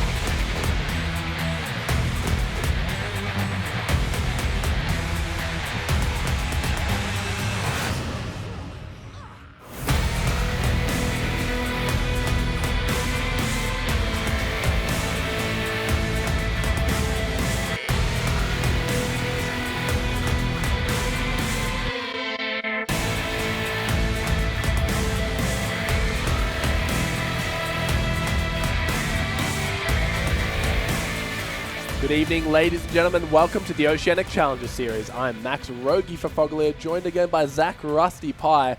And after that game, what is going to take it away? The team fighting prowess of the Krispy Kreme crew or the great strategic decisions coming out of Legacy Genesis? We're looking at a massacre right now, basically. That game was messy, but Krispy Kreme crew from the very beginning had control, working around their strengths, which is that pick team comping style of strength. Legacy Genesis, they switched it up. They went from a poke comp back to a team fight style, but they seemed essentially outclassed. It was a lot of effort from the mid laner of Cassiopeia, but they couldn't really translate that into anything. He was split pushing too much, trying to make things happen elsewhere. Didn't pay out in the end. Yeah, we saw a few shining rays of light coming through, that being Claire, just dominating his lane, trying to get that advantage to kind of spill over into the remaining ones. But as you mentioned, just not working out for him, and Spoil in the end picking himself up that beautiful pentakill. Yeah, and of course the pentakill on the back of a very easy closeout right there. Game 3 at the moment. We are in Champ Select. So Krispy Kreme crew back on the first pick side here. Going to be banning out Echo. Legacy Genesis once again Twisted Fate, so no changes here at all. No changes whatsoever. It should be even standard bans again, just because of the fact that there are champions that need to be respected. Maybe a Callista opposed to the Nidalee, but never mind. There's the Nidalee. They really don't want Impaired. Oh, no, sorry. They don't want Bill on that Nidalee. Anyone on the Nidalee for that matter. And there's a target ban Ezreal on Claire. Yeah, so they get rid of that Ezreal. Will the response be the exact same thing as last game? No, it is Callista. Yeah, that Callista was just doing work for the Krispy Kreme crew last game. It was massive. He got a pentakill. Need you even say more? It does leave open the Alistar perhaps as the option for the first pick. The Nautilus not available to be picked here by the side of Legacy Genesis. There's not really a direct answer to it, and there's not going to be a Callista Thresh combo. So they could go for anything that they would like in terms of what they want to first pick. Alistar is just one of those unrivaled strengths, besides maybe the Sivir. What's the advantage of banning Alistar rather than... banning Nautilus rather than Alistar? Nautilus is a flex pick. Okay. So Pac-Man can play Nautilus top lane as well, so it's very strong in terms of their drafting strength to just pick Nautilus first. It can go anywhere. Beautiful. And on that note, we see Squiggle picking up Bill that Rek'Sai. So Bill, now a champion that favors the early aggression. We saw the level 2 Sejuani ganks, not something I'm used to saying, but Bill somehow made it work. Yeah, he's played 2 Rek'Sai games so far in this Challenger Series, so it's nice to see him back on that champion. A lot of vision control, early ganks that we did see from Impaired should be mirrored from Bill. We saw it in a Sejuani, I've no doubt he will continue to do so. Yeah, Legacy Genesis, they really have to pick up this Sivir Alistar here if they want their team comp to kind of stay a little bit mysterious while getting themselves 2 highly contested champions. Yeah. There's no doubt Spoil probably going to try and default back to that Tristana, perhaps. It just seems to be the Oceanic special that he does love so much. Tristana or Jinx, I'm predicting. Something that we have forgotten exists again. The Rise is definitely still there, still worth considering. Psycho plays at mid. Squiggle can play at top. It's a very good flex pick in a second rotation of a draft. Yeah, Psycho was 6-0-1 before the downfall of Krispy Kreme happened in that first game. But if Bill locks it in here, I'm kind of inclined to think that it's going top for Squiggle. Because wouldn't you just lock it in for yourself as Psycho? Yeah, I mean, there's no reason not to. Less swaps, less effort, man. It's a mind game. Like, if Psycho locks it, there's still no way of knowing if it's mid or top. It doesn't really matter who locks it in until they actually get the draft that they're looking for. So it's still potentially flexible to be picked. I don't know if we've seen a single Rise game from Squiggle, though. We actually have it in the Challenger Series. Okay, that's interesting to note. So we've seen what Psycho can do in it, but Spoil going to be defaulting back to that Oceanic special, the Tristana. He certainly is. We're back on the Tristana train. Into the Sivir, and there's reasons why it might be picked. I still feel like Jinx does it all better, but at the end of the day, the Tristana has that innate self-peel that a Jinx can't really have. The Chompers don't usually cut it. The Zap's very hard to do because you stop moving when you want to use that. So you've got your ultimate to knock him away, the jump to get to safety. It matches the siege that a Sivir can put out, so it's not too bad overall. It still scales quite well. The range generally will start to favor Tristana over Sivir towards the later stages of the game. Impaired's done it. He's locked in the Skarner. I like it. Does he know that this isn't the Devourer patch? No, he knows. He knows. He's done it anyway. Brilliant. I'm really excited to see this Skarner. One of my favorite champions of all time. Had a few nerfs and buffs here and there, but today we're seeing him in the Challenger Series. Let's see what Impaired can do. Yeah, Impaired, the Skarner expert, essentially. Really? Yes. High elo solo queue Skarner player I'm excited is a beast on this champion. Works so well with the Sivir as well. You've got that speed boost you can use to get yourself into the fray. Maybe if Pac-Man goes Righteous Glory on the Scion also. Oh, true. There's a lot of factors. It's good against champions like Ryze, who, if you want to go for a Banshee's Veil, you're losing a lot of damage, things like that. It forces a QSS. It's similar to like a Warwick, and if you don't get a QSS, you're going to be the one getting ulted by the Skarner. And that's also a big money sink in terms of, like, if you look at Psyker on the Tristana, he has a big trough. That's exactly right. We see on the side of Krispy Kreme crew, they're going to be locking in that Shen top lane followed by the Morgana. So probably going to be seeing that Rise in the mid lane, the Morgana support. Pac-Man, though, in the top, picking himself up that Scion. Yeah, Pac-Man, one of the few Scion players still remaining that actually loves to play that in the top lane. Yep. So picking that one up, going to be a big overbearing tank, much like the Maokai. It is what he does best, is just being a big soak for the rest of his team. Champions are locked in. Yeah, so Becky going to try his luck, Claire, going to try his luck once again on that Cassiopeia.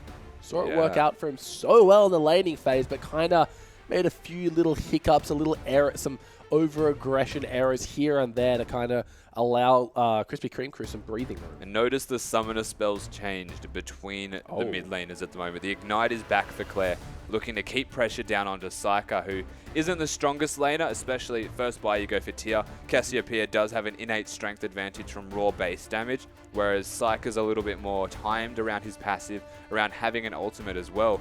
But then he has to go cleanse to 1v1 once he has his ultimate available. So very smart. I like the Cassiopeia pick into the Rise. They've finished out their team comp though with a Shen top. Yeah, so Shen top going to be providing that Stand United global ultimate for his team. We've seen a lot of people picking the Shen as a support. Why would you rather go for it top here? Because you don't want to lane swap, essentially. If you're going for the Shen top lane, you're looking to be comfortable in the 1v1 lane. You'll have Tristana most likely down there. Has a lot of early pressure. It's very hit or miss, though, that early pressure. If they out-trade you, you generally have a really rough time. You lose lane pretty hard, and then you try and bring it back. We saw Addition do that in Game 1. Otherwise, you tend to win lane and then win it too hard, and you just snowball the game. Yeah, so versing Sivir, the lane swap is always a possibility, though. So do you think they'll take preventative measures to try and ensure that Shen gets the easy 1v1? Yeah, so neither team have actually put a lane swap into effect just yet. Yeah, so it's worth mentioning. Yeah, so I think they're happy with actually getting their standard lanes. We'll see if that actually does continue on to unfold. And because both of the junglers seemingly having a presence around the mid lane, looking to pressure down, get Claire or Psyker rolling. So the fact that you don't lane swap, you don't have the mid lane you don't unlock the mid lane to be a 1v1. You can keep it as a 2v2, keep the pressure in that relevant lane, and allow them to snowball. Now, probably the elephant in the room is this Skarner. Now, what are the advantages of picking Skarner over, say, Sejuani or Gragas? Not many. Not many, are there? It's a much more hard engage. It's a positional thing. So if you get the ultimate off as Skarner, you pull them back to you. It's not just a stun. It's a complete position change. And that is a big factor in team fights. The Tristana, not going to be able to ult anyone away, self-peel herself, because you're stuck. If you ult them, you're ulting them into the rest of your team. There's a few reasons why you would go Skarner, though, is just that hard engage, that hard initiation. You have very good jungle clear as well. You're usually quite content with getting through your first clear of the jungle. You can easily gank at level 3 or 4 and match the strength of the Rek'Sai or the Gragas, perhaps. It's just all around. It's a strong jungler, but the ganks are not all that great. Yeah, he's had a few quality of life changes here or there. I do believe that E slows now, which provides him a little bit of a better way to kind of get a range initiate, then follow it up with the Q doesn't slow anymore, does it? It just resets the it stuns after 4 stacks of the Q. The E is now the slower. So yeah, my Skarner is obviously not up to date, but still a great champion in his own right. Like you mentioned, with that shield, with the very low cooldown AoE clear, going to be able to clear those camps out super quickly, look for a gank, and once he hits level 6 at Impale, he can do the nice little trick where he does kind of a 180, turns around to cover even more distance after that Impale ends. And I guess the cool part is that you can't use Cleanse on the Skarner ultimate either, so you have to go for the QSS, and it begins to raise questions as to, did Psyker actually go for the Cleanse Summoner spell, because it wouldn't be smart, because you need to buy a QSS, or you will die in team fights. So I guess it's something that I did touch on, is the important part about having a Skarner. It's similar to the Warwick. It doesn't feel like the most impactful jungler in the world because you ult one person. And if it works, it works. If it doesn't, it doesn't. You're still going to be what is defined as a bad champion. But because you force what is about $2,500 or 2,500 dollars, yeah, Australian dollars have been, 2,500 gold into items that they otherwise wouldn't have. They're not combat items unless it's magic resistance stacking against the team. It's actually quite big in terms of your mid-game power spikes because you're just buying a Righteous Glory. They have to itemize into a QSS. Now, just imagine this for a second. The initiate from Scion coming all the way from the back of them, just crashing into someone. Meanwhile, you have Skarner with that crystalline shield just running up and then grabbing you out from the center of your team and dragging you away.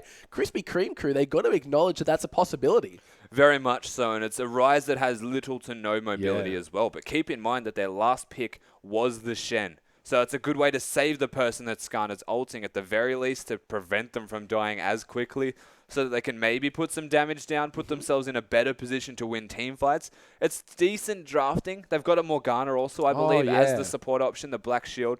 Deny any chance of a Skarner being a Skarner, essentially, and just negate the ultimate completely. So they've drafted well against the Legacy Genesis side. They've got the means to prevent it from happening. They've also got very good initiation of their own because they've got a Morgana binding that can be followed up by a Rek'Sai, by a Shen, and to a degree a Tristana, but they don't have the team fighting qualities that come out of this Genesis roster.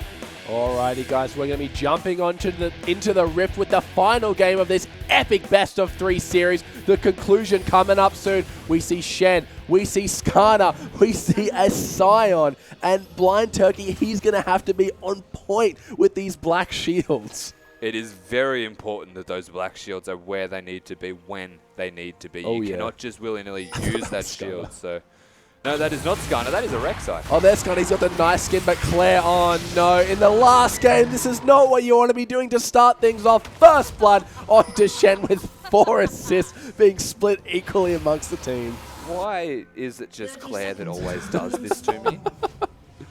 You have no... Oh, I don't know. Oh well. Oh well. It's only first blood. Nothing actually comes from it besides 400 gold onto the top laner and assist gold for everyone else. So so he's got himself that Ruby Crystal. Going to be helping his passive out quite a bit, which is good for him.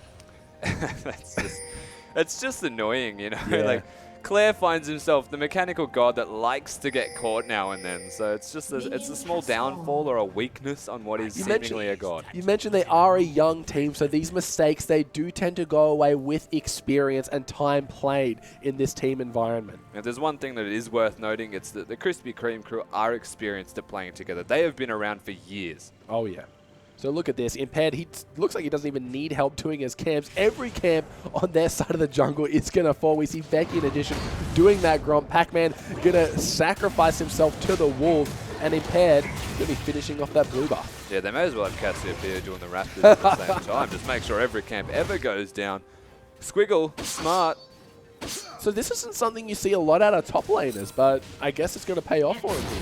Definitely going to pay off for him. They know Scion always wants to start that jungle camp. He's able to completely deny that. Impaired, trying to dodge experience, I think, but they don't steal any, thankfully. And Squiggle has put the freeze into effect. Yeah, it looks so weird. One of the minions walking via the tri-bush because going through the lane is too mainstream. Yeah, why the hell not? Looks like Science to be teleporting up to that top lane. Does have his blood furnace, I think it's called. Something I wanted to point out is this was actually a really stupid idea by Squiggle because he's just going to push it to the turret and reset it, and you're actually going to get denied a lot of last hits that Shen you otherwise probably would have got. How's he going to... He's going to have to go about this. Let's just see how many he does pick up for himself. So far, he's missed 1.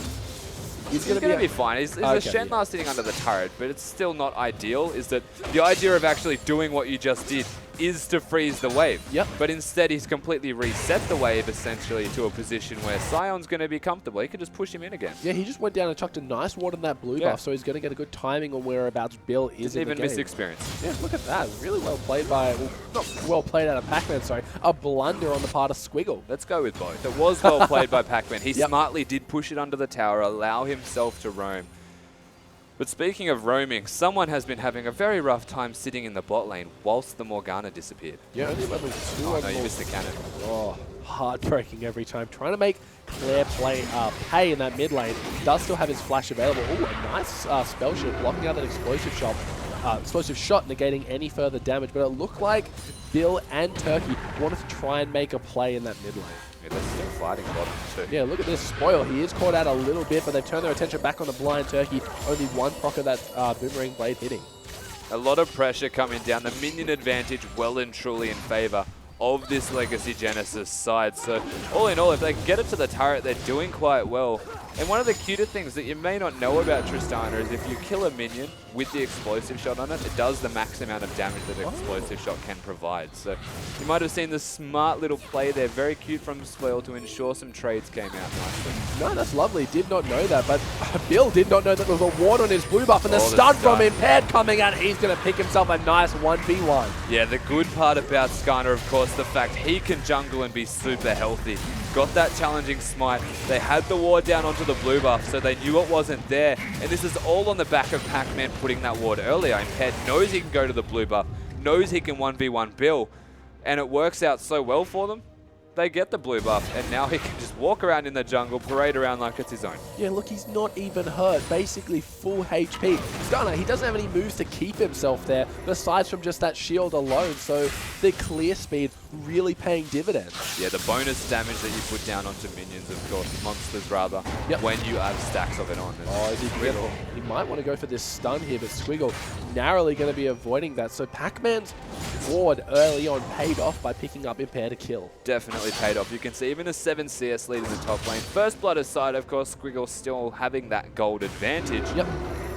You're very happy with this top lane result. Given the first blood going down and still find yourself very comfortable in this lane is always a big win. Yeah, look at that Morgana just being a pest with that black tormented soil, just chucking it under addition, proccing those Spell Thief's edge when she can for that extra gold and extra damage. A binding onto Becky. This is going to be a lot of damage if Tristana can get maybe one more auto off. Still a lot of damage. Good That's trades. for sure. When that binding hits, it feels like an eternity. You feel like you can go and get a drink by the time. One of the longest binds in the game in terms of duration that you are stuck under it. So very, very dangerous when it connects, and it's gonna. No, they're just getting a lot of gold on the blind turkey. He's loving this right now. Yeah, blind turkey. He's such a good support at pushing every advantage that he can. We've seen him on his thresh, being able to get the clutch hooks, but Squiggle, he might be in trouble here. Oh, he's going to have to flash that stun. Pac-Man could die. No. Pac-Man, he has the potential to die. Squiggle, he's very low on energy. Doesn't have flash. Ooh, doesn't have flash. Very low on energy. The taunt probably would have been too much energy for him to follow up the Vorpal Strikes, but Claire, the king of 1v1s in the mid lane, gets a taste of his own medicine. Level 6 from Psycho right there. 1-0-1 has the experience advantage, Claire. Oh, Impaired. You're in trouble. The flash binding out of Turkey. The rocket jump in from Spoil. Oh, Impaired is going to fall. And that's going to be a nice dragon now. Yeah, 2 kills. Just catching them out of position right now. Legacy Genesis not having the answer to this Krispy Kreme crew side. Nice rotations, nice team play, working around their skirmishes. Something they are seemingly excelling at in this game. They struggled a little bit in the last game. Turned on its head. Yeah, look at this. Getting himself 2 kills, getting himself a dragon without giving anything else up. Not losing any pressure on the bot lane. Addition of Becky just keeping it frozen. Squiggle going to be teleporting up, not going to miss any CS. Has himself that Cinderhulk now, so the split push potential from Shen is starting to be a thing. Yeah, the Balmy Cinder is there. The wave clear from Squiggle is much better now to deal with this Scion, who just keeps you stuck under the turret. If you can match it a little bit better, stop it from being underneath your turret, it does alleviate a lot of pressure, so you can use the ultimate offensively or to help your team out and not risk losing your turret in the process. Mid laners, it's pretty rough to be a Cassiopeia with an Ignite right now, given how big Psyker actually is in comparison. They both have tiers, but one's got health, the other one has nothing. Yeah, Psyker's got himself the makings of a catalyst, where Claire, like you said, got nothing. Blind Turkey just me clearing out that ward, but Claire, not on his watch, he loves those wards. No, that is his bush. You do not mess with Claire in that particular bush, but it is going to go. He's coming back, cheeky. No guess. level 6 for Skarner just yet, so the ganks from Impaired not going to be even a thing at the moment. He's actually going to get 6 from this exact camp that you are referencing, so he can gank very easily right now, having the ultimate available. Yep. Looks like Rek'Sai also going to be picking herself up that level 6, but only providing attack speed and the global ultimate. Becky doing what he can to remove these pink wards, but Bill right on top of it. Yeah, a lot of vision control working on this dragon, weirdly enough, given that it isn't actually available for them. So a lot of bot side and mid side focus, with top lane well and truly being an island at the moment. Addition, he was doing well in this lane. They froze it for a while, and I mean the items are even. There's a boot in favor of Addition. Yep. But direct laning, they're actually quite happy now. Krispy Kreme crew, a kill down on the spoil. He's happy. Yeah, so Claire really needs to kind of reevaluate how he wants to play this lane. We saw him get caught out very early on in the game. Could have potentially put him on a little bit of tilt because we're not used to seeing this guy die 1v1, and Rise just went straight up in his grill and made it happen. Yeah, one of the big strategies around beating the Genesis side would most likely be to make sure Claire has a bad time. Yep. And you can see the fact that he's gone for that Ignite, very killable early, didn't have the cleanse this game like he did last. And the Morgana binding connects, it's a free first kill, free second kill in a 1v1, something you, as you said, not often see. Psyker might be running away with this game for the rest of his team just by killing Claire. Oh, Blind Turkey, a great spell shield to stop any further aggression coming out from Becky and Addition. But the ultimate has been popped. Look at that. Claire, he's off to the left. Can he get the ultimate down, stunning 2 members, but he's going to fall before any of the damage comes out. Addition, he's in a lot of trouble, going to have to flash, but Pac-Man comes in, picks up Bill for himself, impaired. He's doing what he can on this Skylar. Over the wall, Addition hits a nice boomerang play. The ultimate onto Psyker. He's in the middle of the fight, not where he wants to be. A double kill onto Sion, but spoiled. Addition doing nothing. He can't. His auto attack range is too slow. Low, sorry. Can't get over that wall, but so far, a double kill for Pac-Man. And Psyker doing work, getting himself 2 assists. I do believe the kills went over to spoil the exact member they want them on. Yeah, so it's actually really good for Genesis there all in all, given how that went. Just the fact that we've seen the strength now of the Skarner. He does have his Cinderhulk ramped up. The Sivir, though, didn't really do a whole lot. Did enough in that fight. Sivir's one of those AD carries that ahead or behind can just press R and still be content. Yeah, look at Pac-Man. He is being taken very low. Keep in mind, he does have his passive available. So he is fighting to the death. No, he's not. He's just going to flush out of that one. Oh, but Blind Turkey, he has bitten off more than he can chew. Claire not going to let this one go down and just destroys him. Yeah, over-aggression. They committed to the kill, but the flash away from Pac-Man should have been a signal to not go any further.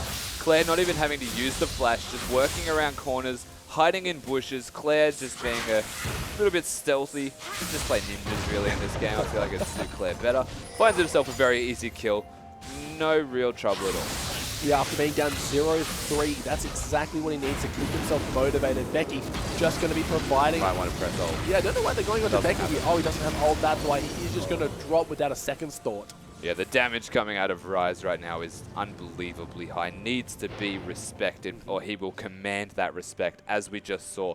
Having teleport instead of going for any offensive or defensive summoners and can still instantly kill an Alistar is obnoxious, to say the least. Makes it work, though. They do get a free kill. 2, 1, and 3 on this Rise, working towards that Rod of Ages quite nicely. Not going to be far off, given the time being 12 minutes. That's usually an ideal time, and with a tier first, 12 minutes is ridiculous. Yeah, this is starting to look very scary for Legacy Genesis. If they can't make something happen here soon, they run the risk of Krispy Kreme crew running away with this game. Looks like a gank on the bot lane will be inevitable as Blind Turkey and Bill have made their way impaired. He is going to face check this one, get knocked up and find it. Stacking CC a bit here. Oh, the beautiful Black Shield blocking out the Impale from Skarner. Oh, that's heartbreaking to watch. Blind Turkey with a massive spell shield, though. That was phenomenal from him to save his teammate being pulled under the turret. And Blind Turkey, we did say there was a lot of pressure going to be on this guy to make sure he did work in this game, or the game could crumble underneath their fingers. He's done it. That's a very good start. He's doing a great job, having picked up nearly every kill for his team and preventing the Skarner from just dragging that Rek'Sai into the turret. Look at that on kill. He's picking himself up a blue bar. Heads. Oh, okay. Oh, okay. What an odd spot to recall. That's a very weird, yeah. Bill just trying to BM him on the back of that one. Looks like Becky's decided to go in here, but an Alsa, after he's used everything, he's just a walking disaster here. The teleport from Psyker. Not going to make anything happen, just securing Dragon Control. Took a lot of damage, Becky, but it's never going to result in a direct kill when he has the ultimate available. Morgana was trying to get the ult on both members, instead had to exhaust Addition. They will get the Dragon, though, completely uncontested. Claire's just... It doesn't surprise me anymore that he's doing exactly this. He just waits for someone to get caught in rotations, barely rotates himself. But you'll find He is still strong enough to 1v1 Psyker if there's no passive stacks available. Has the completed Archangel Staff, so a lot of damage there. I feel like Claire's going to have to change up his strategy a little bit because Psyker, he went the long way around. He's not even going to risk it at this point in time. Well, it starts to become pretty telegraphed when you do it every single game. He's doing it again. Say that much. I love it. It's beautiful. It's funny though. Look at the vision control that Krispy Kreme crew have actually got on the sides of the bushes. It's not in the bush that Claire's in, but it's on the other side of the bush, so they do know. No, that's great. It looks like Becky's found himself Psyker. Claire wants to get the ultimate, but there comes the Sand United. Claire, he gets blinded up. But Bill, you're in a bad position. A nice taunt from Squiggle. Going to be keeping his team alive. Here comes Pac-Man, gets a one-man knock-up, and then Pan, you're in trouble, mate. Not over yet. Another Psyker flashing in onto Pac-Man. A nice taunt. The CC control is perfect out of this Krispy Kreme crew. Oh, one more auto should do it. Oh, he's got him. I thought the binding would be enough, but Pac-Man proves me wrong. Picks himself up one from beyond the grave. He finds a kill, and wow, that just actually became a big fight out of nowhere. Impaired using the ultimate, not able to get a kill in the end. But they still get one on Blind Turkey, who found himself dying to a Scion after death. The turret's going to fall. Krispy Kreme crew completely in control in this game right now. They're about to get another turret. 2 fall simultaneously. The gold lead has erupted into a 3k deficit in favor of Krispy Kreme crew. A 4-1-4 rise, a 2-0-2 Tristana. The Shen's still big. And where do you look to on the Legacy Genesis side to even find a comeback? Because they are all losing just now.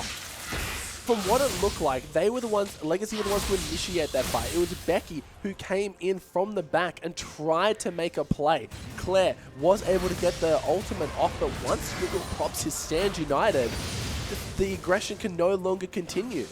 Yeah, so they're trying to make things happen. It's definitely the right idea, is make a pick, turn the pick into an objective. But every time they try and make a pick, there are members of the Krispy Kreme crew around. Keep in mind that Shen is in this game. So you try and make a single pick with not enough members to instantly kill them, the Shen ult can come out and save them. So it almost feels like Krispy Kreme crew, they have the answer to almost everything. Yeah, they drafted this team, their team composition really well. Tristana in this top lane now, the Oceanic Special here, just going to be pushing that out, following Sivir wherever she goes. Yeah, definitely right. Morgana's just been back and forth pretty much everywhere ever at this stage in the game. The Black Shields have been fantastic. The bindings have connected. There's not much more you could ask for from a support right now of the Krispy Kreme crew. Yes, Psyker, he's been playing this Rise phenomenally. We saw in the first game how well he did on it. Now this game, he can actually get in range of his opponent opposed to that Ezreal he faced. So really doing work, having 1v1 Claire, being there for every one of Claire's deaths so far. And look, the damage isn't even comparable.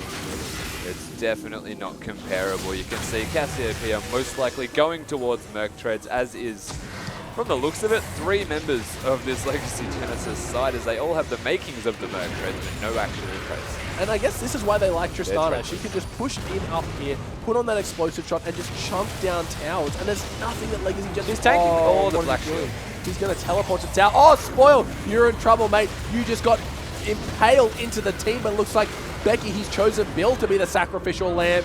Turkey and Spoil, they're running. Unfortunately, that knock-up's not going to connect on Spoil. Turkey, he is going to flash out another. Here comes Shen. He gets it cancelled by Scion. Spoil, he's trying to do what he can to keep his team from, keep himself alive. Blind Turkey might be the one to fall here. No. Legacy going to back off. Did they cancel each other's teleports? No, it was Scion. The Scion altered to stop Squiggles. That's 100%. Teleport is still available for Squiggle though. Squiggle ulted in, so Scion cancelled the Squiggle's ultimate. And then tried to teleport and got taunted. Oh, did he? Oh. Well, his is on cooldown. Yeah, you're right. They're both the teleports are on cooldown though. Yeah. So Legacy Genesis, they did catch someone. Oh, speaking of being caught, Claire has to flash out of this one. Squiggle, it's not over yet as he wants to try and make something happen, but Becky is going to be able to headbutt them away. And again, they caught someone. Oh my god. Spoil.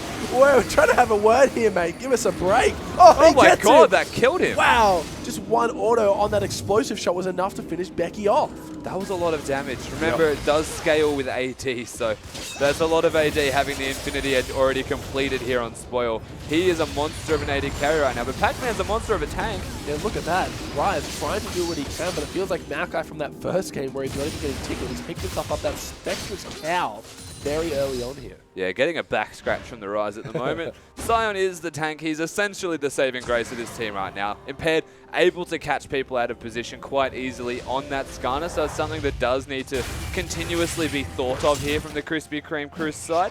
They're not opting towards a QSS just yet.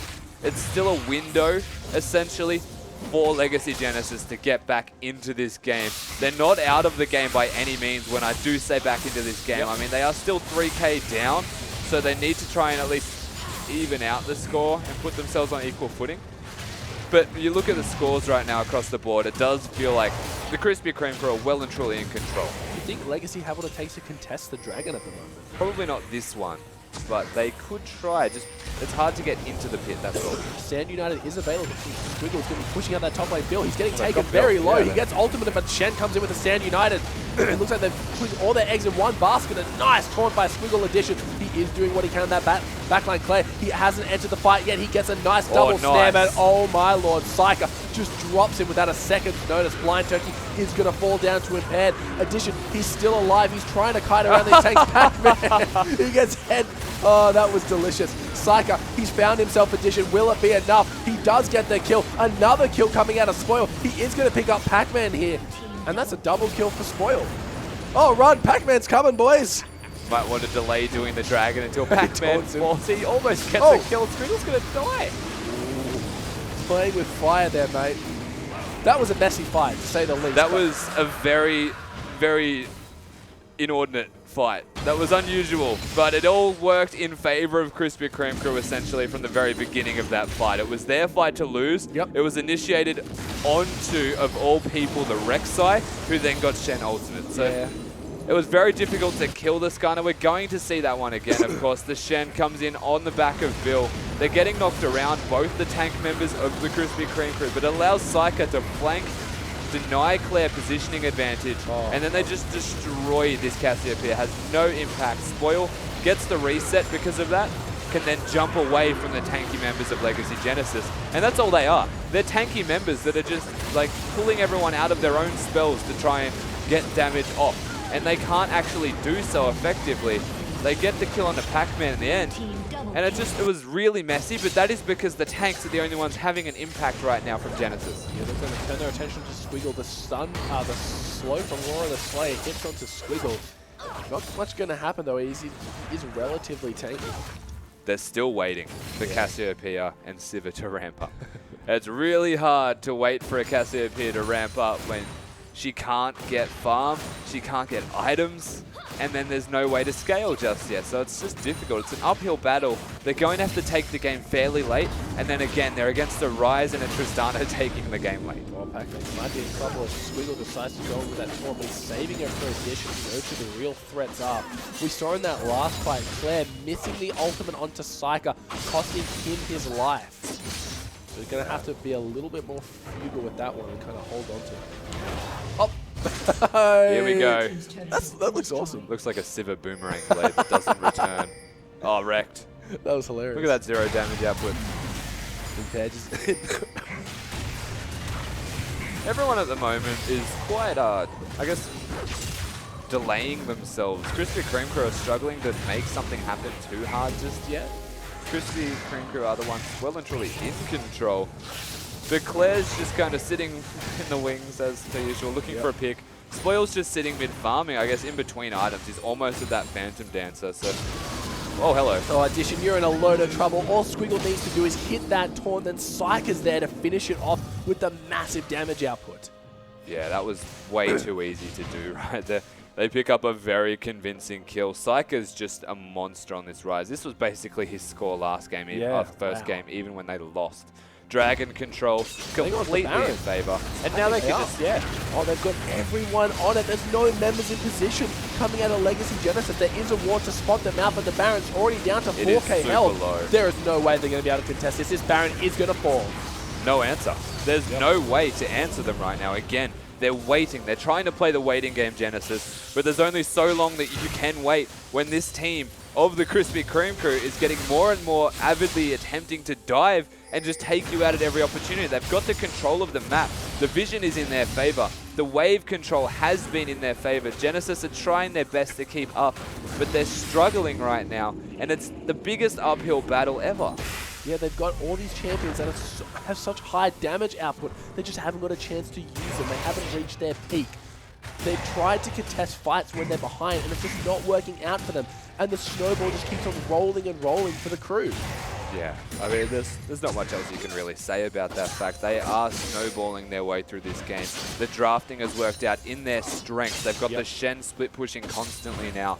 He is able to control those side waves I mentioned earlier, which is why it's so difficult for Legacy Genesis. They may get a top tower here. It'll definitely help them. They need some gold. They need something to work back in their favor before it becomes too late. They want to find themselves ahead, or at least getting back into this game to win a team fight. But Psych is massive. Oh, he wants to fight. He doesn't just want to wait for it. He's found Pac-Man and he wants it, getting a nice double rotation, triple rotation on that Rune Prison. Yeah, get the hell out of there. To run. Absolutely, just turn tails and books it. But it's that easy. Now, Sion has no ultimate. Sion has no initiation, basically. They're relying on Impaired to make a play. It's against a Black Shield. Oh, looks like Bill, he really wants to go in here. He's popped that ultimate addition. Solo defending the tower. They lose the mid one, though. Spoil and Turkey doing what they can, and great rotations. Go top. Yeah, they're going to take the top turret as well. Barely any way at all to contest these objectives going down. The outer turrets should just fall like they are nothing to the strength of this Tristana. You can see how quickly it goes down. It's unbelievable. Yeah, wow. Makes Nasus look like a puppy here. Blind Turkey's going to be trying to keep his Black Shield reserved for the Skarner, but realistically, you want to use it every time Claire looks dangerous. What's going on here? Impaired. They're getting desperate. Yeah, he hasn't picked himself up any movement-enhancing ability, so he's going to be relying on Sivir and Sion to help him get into the fight. They are completely getting desperate right now, and it is what they need to do. They need to find a team fight before they get bled out any further, but you can see, this is going to die. Yeah, there's really no retaliation here, and Impaired, he tries to make something happen, just walks up. Meanwhile, Bill in the top lane, he's got his ultimate available. Oh, no, he doesn't, sorry. He's used his ultimate to get there to enable this split push. What? No, he used the top lane. Did he?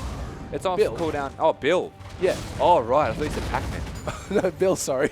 Oh, okay. I meant Bill used his ult to come down to this bot lane a while ago, given, just to be able to split push this up. And the dragon spawning in 5 seconds, the crew are going to have basically this fourth dragon, sorry, without hesitation.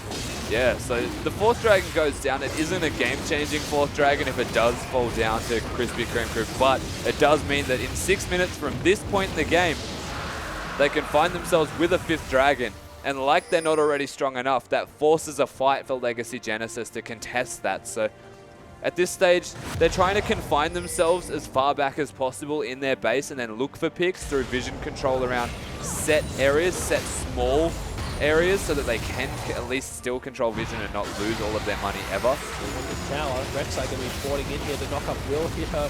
Will it be enough? That the Black Shield has been used so Impaired. He knows that he can get away a free ultimate, but addition, it's basically giving him free path into the backline. Sion nice, free path backline, but a nice ultimate from Claire comes out here. He's trying to get the damage, but Spoil just going toe-to-toe Impaired, doing what he can, but that's Claire down. Becky gonna follow Impaired. He has to flash away, but Spoil, he wants the resets. He's gonna get him. That's 4 members down for Legacy. And look at Pac-Man run away. You chicken. Just keep running. Just keep running. There we go. Right, 4 members down. Krispy Kreme crew, we've said it time and again, they just found themselves the 4th dragon. They're ahead enough that they can force down the inhibitor turret. They're going to get the mid lane inhibitor. Nothing further going to come from this, I would imagine. Maybe a single turret? Or they could go straight top lane. Yeah, it's there. Yeah, sorry, that's going to go down as well. Krispy Kreme crew now commanding position. Baron not available anytime soon. Dragon not available anytime soon. But now that 2 inhibitors are down, they can work the bottom. They've got so much space to move now. They've got breathing room, whereas Legacy Genesis are confined. They are out of space. They're being bled out right now. And any chance of a comeback, the door is shutting on their possibilities. If they want to come back, Impaired has to stop ulting someone into their team with Shen on top of it.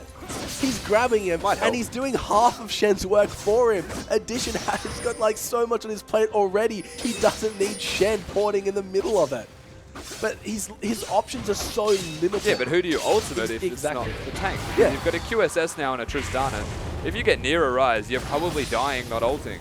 Yeah, I guess Rise is the option, but then of course the Black Shield doesn't need to be on the Tristana anymore, and that completely counters the possibility. So the ultimate is being used as an anti-engage tool now. It's being used to stop the tank from doing damage, to allow your carries to do damage.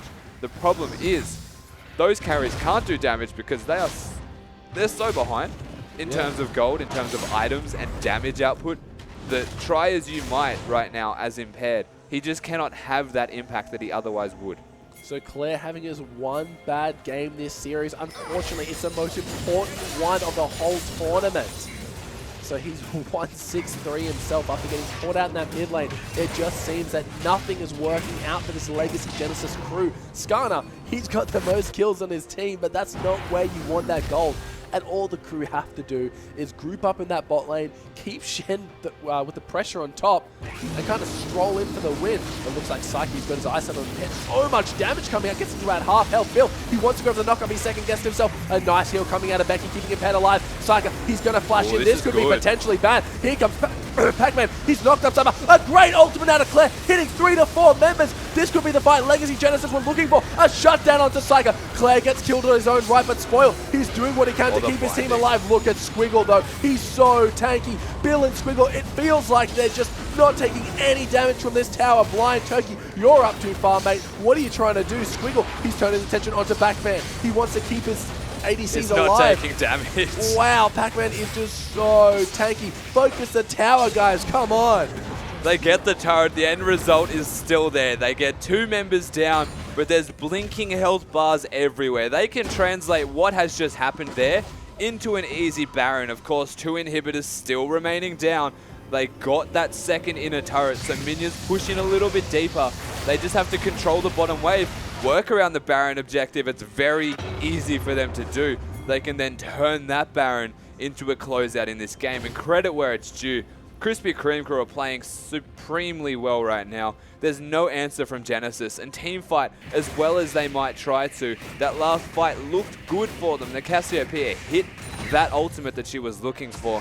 The Scion got the engage onto a Rise, of all people the most killable, but they just could not follow that up with any damage because they are lacking. Yeah, look at this Baron, it is just blinking before your eyes. Goes down without a second's hesitation out of Krispy Kreme crew. They're going to be making their way into the jungle here, Legacy. They're going to try to go for a bush strat, but Bill is the only one here. Not the target they want impaired. Oh my god, what? Trying to work out what's going on here. Looks like the ultimate hasn't been popped. Bill, Whoa! He gets a nice 4-man knockup, and there comes Squiggle. He gets the beautiful taunt onto Addition. So much damage coming out. Claire, you're trying to run, but Bill's got your number. That's 1 member falling already. Another falls followed. Pac-Man, he's in trouble. He's going to run straight into Squiggle, who's teleporting to the top lane. He's going to cut them off. Oh, a nice taunt onto Becky. Going to be cleaning that one up himself. And this looks to be it. Krispy Kreme crew, they've got everyone they need. They have the minions, they have the Baron buff, they have all 5 members alive with only impaired to try and defend this. They're going to take home the 3rd and final game and win the finals. This side looks so strong right now. There was just no answer available from Legacy Genesis. From the very beginning of this game to the very last moments, Krispy Kreme crew were in control, and they close out the game in a very methodical fashion. They played so well. Every aspect of that game just left me in awe. Their map rotations, playing all their strengths that well, just every time that it looked like Skarner was going to get the godlike play, Blind Turkey and Squiggle did exactly what their team comp needed them to do. You have to give a lot of credit to Blind Turkey. The Black Shields were just timed so well to disengage or prevent any engagements possible from Legacy Genesis. They gave it a valiant effort, but it was not enough in the end. They found a victory here, Krispy Kreme crew. But at the end of the day, they're both winners. And let's not forget, Alter Ego also were in that 3rd place. Well, guys, make sure to check in next week on Monday and Thursday for the regular OPL schedule. My name is Max Rogi for Foglia. This is Rusty, and thanks for watching.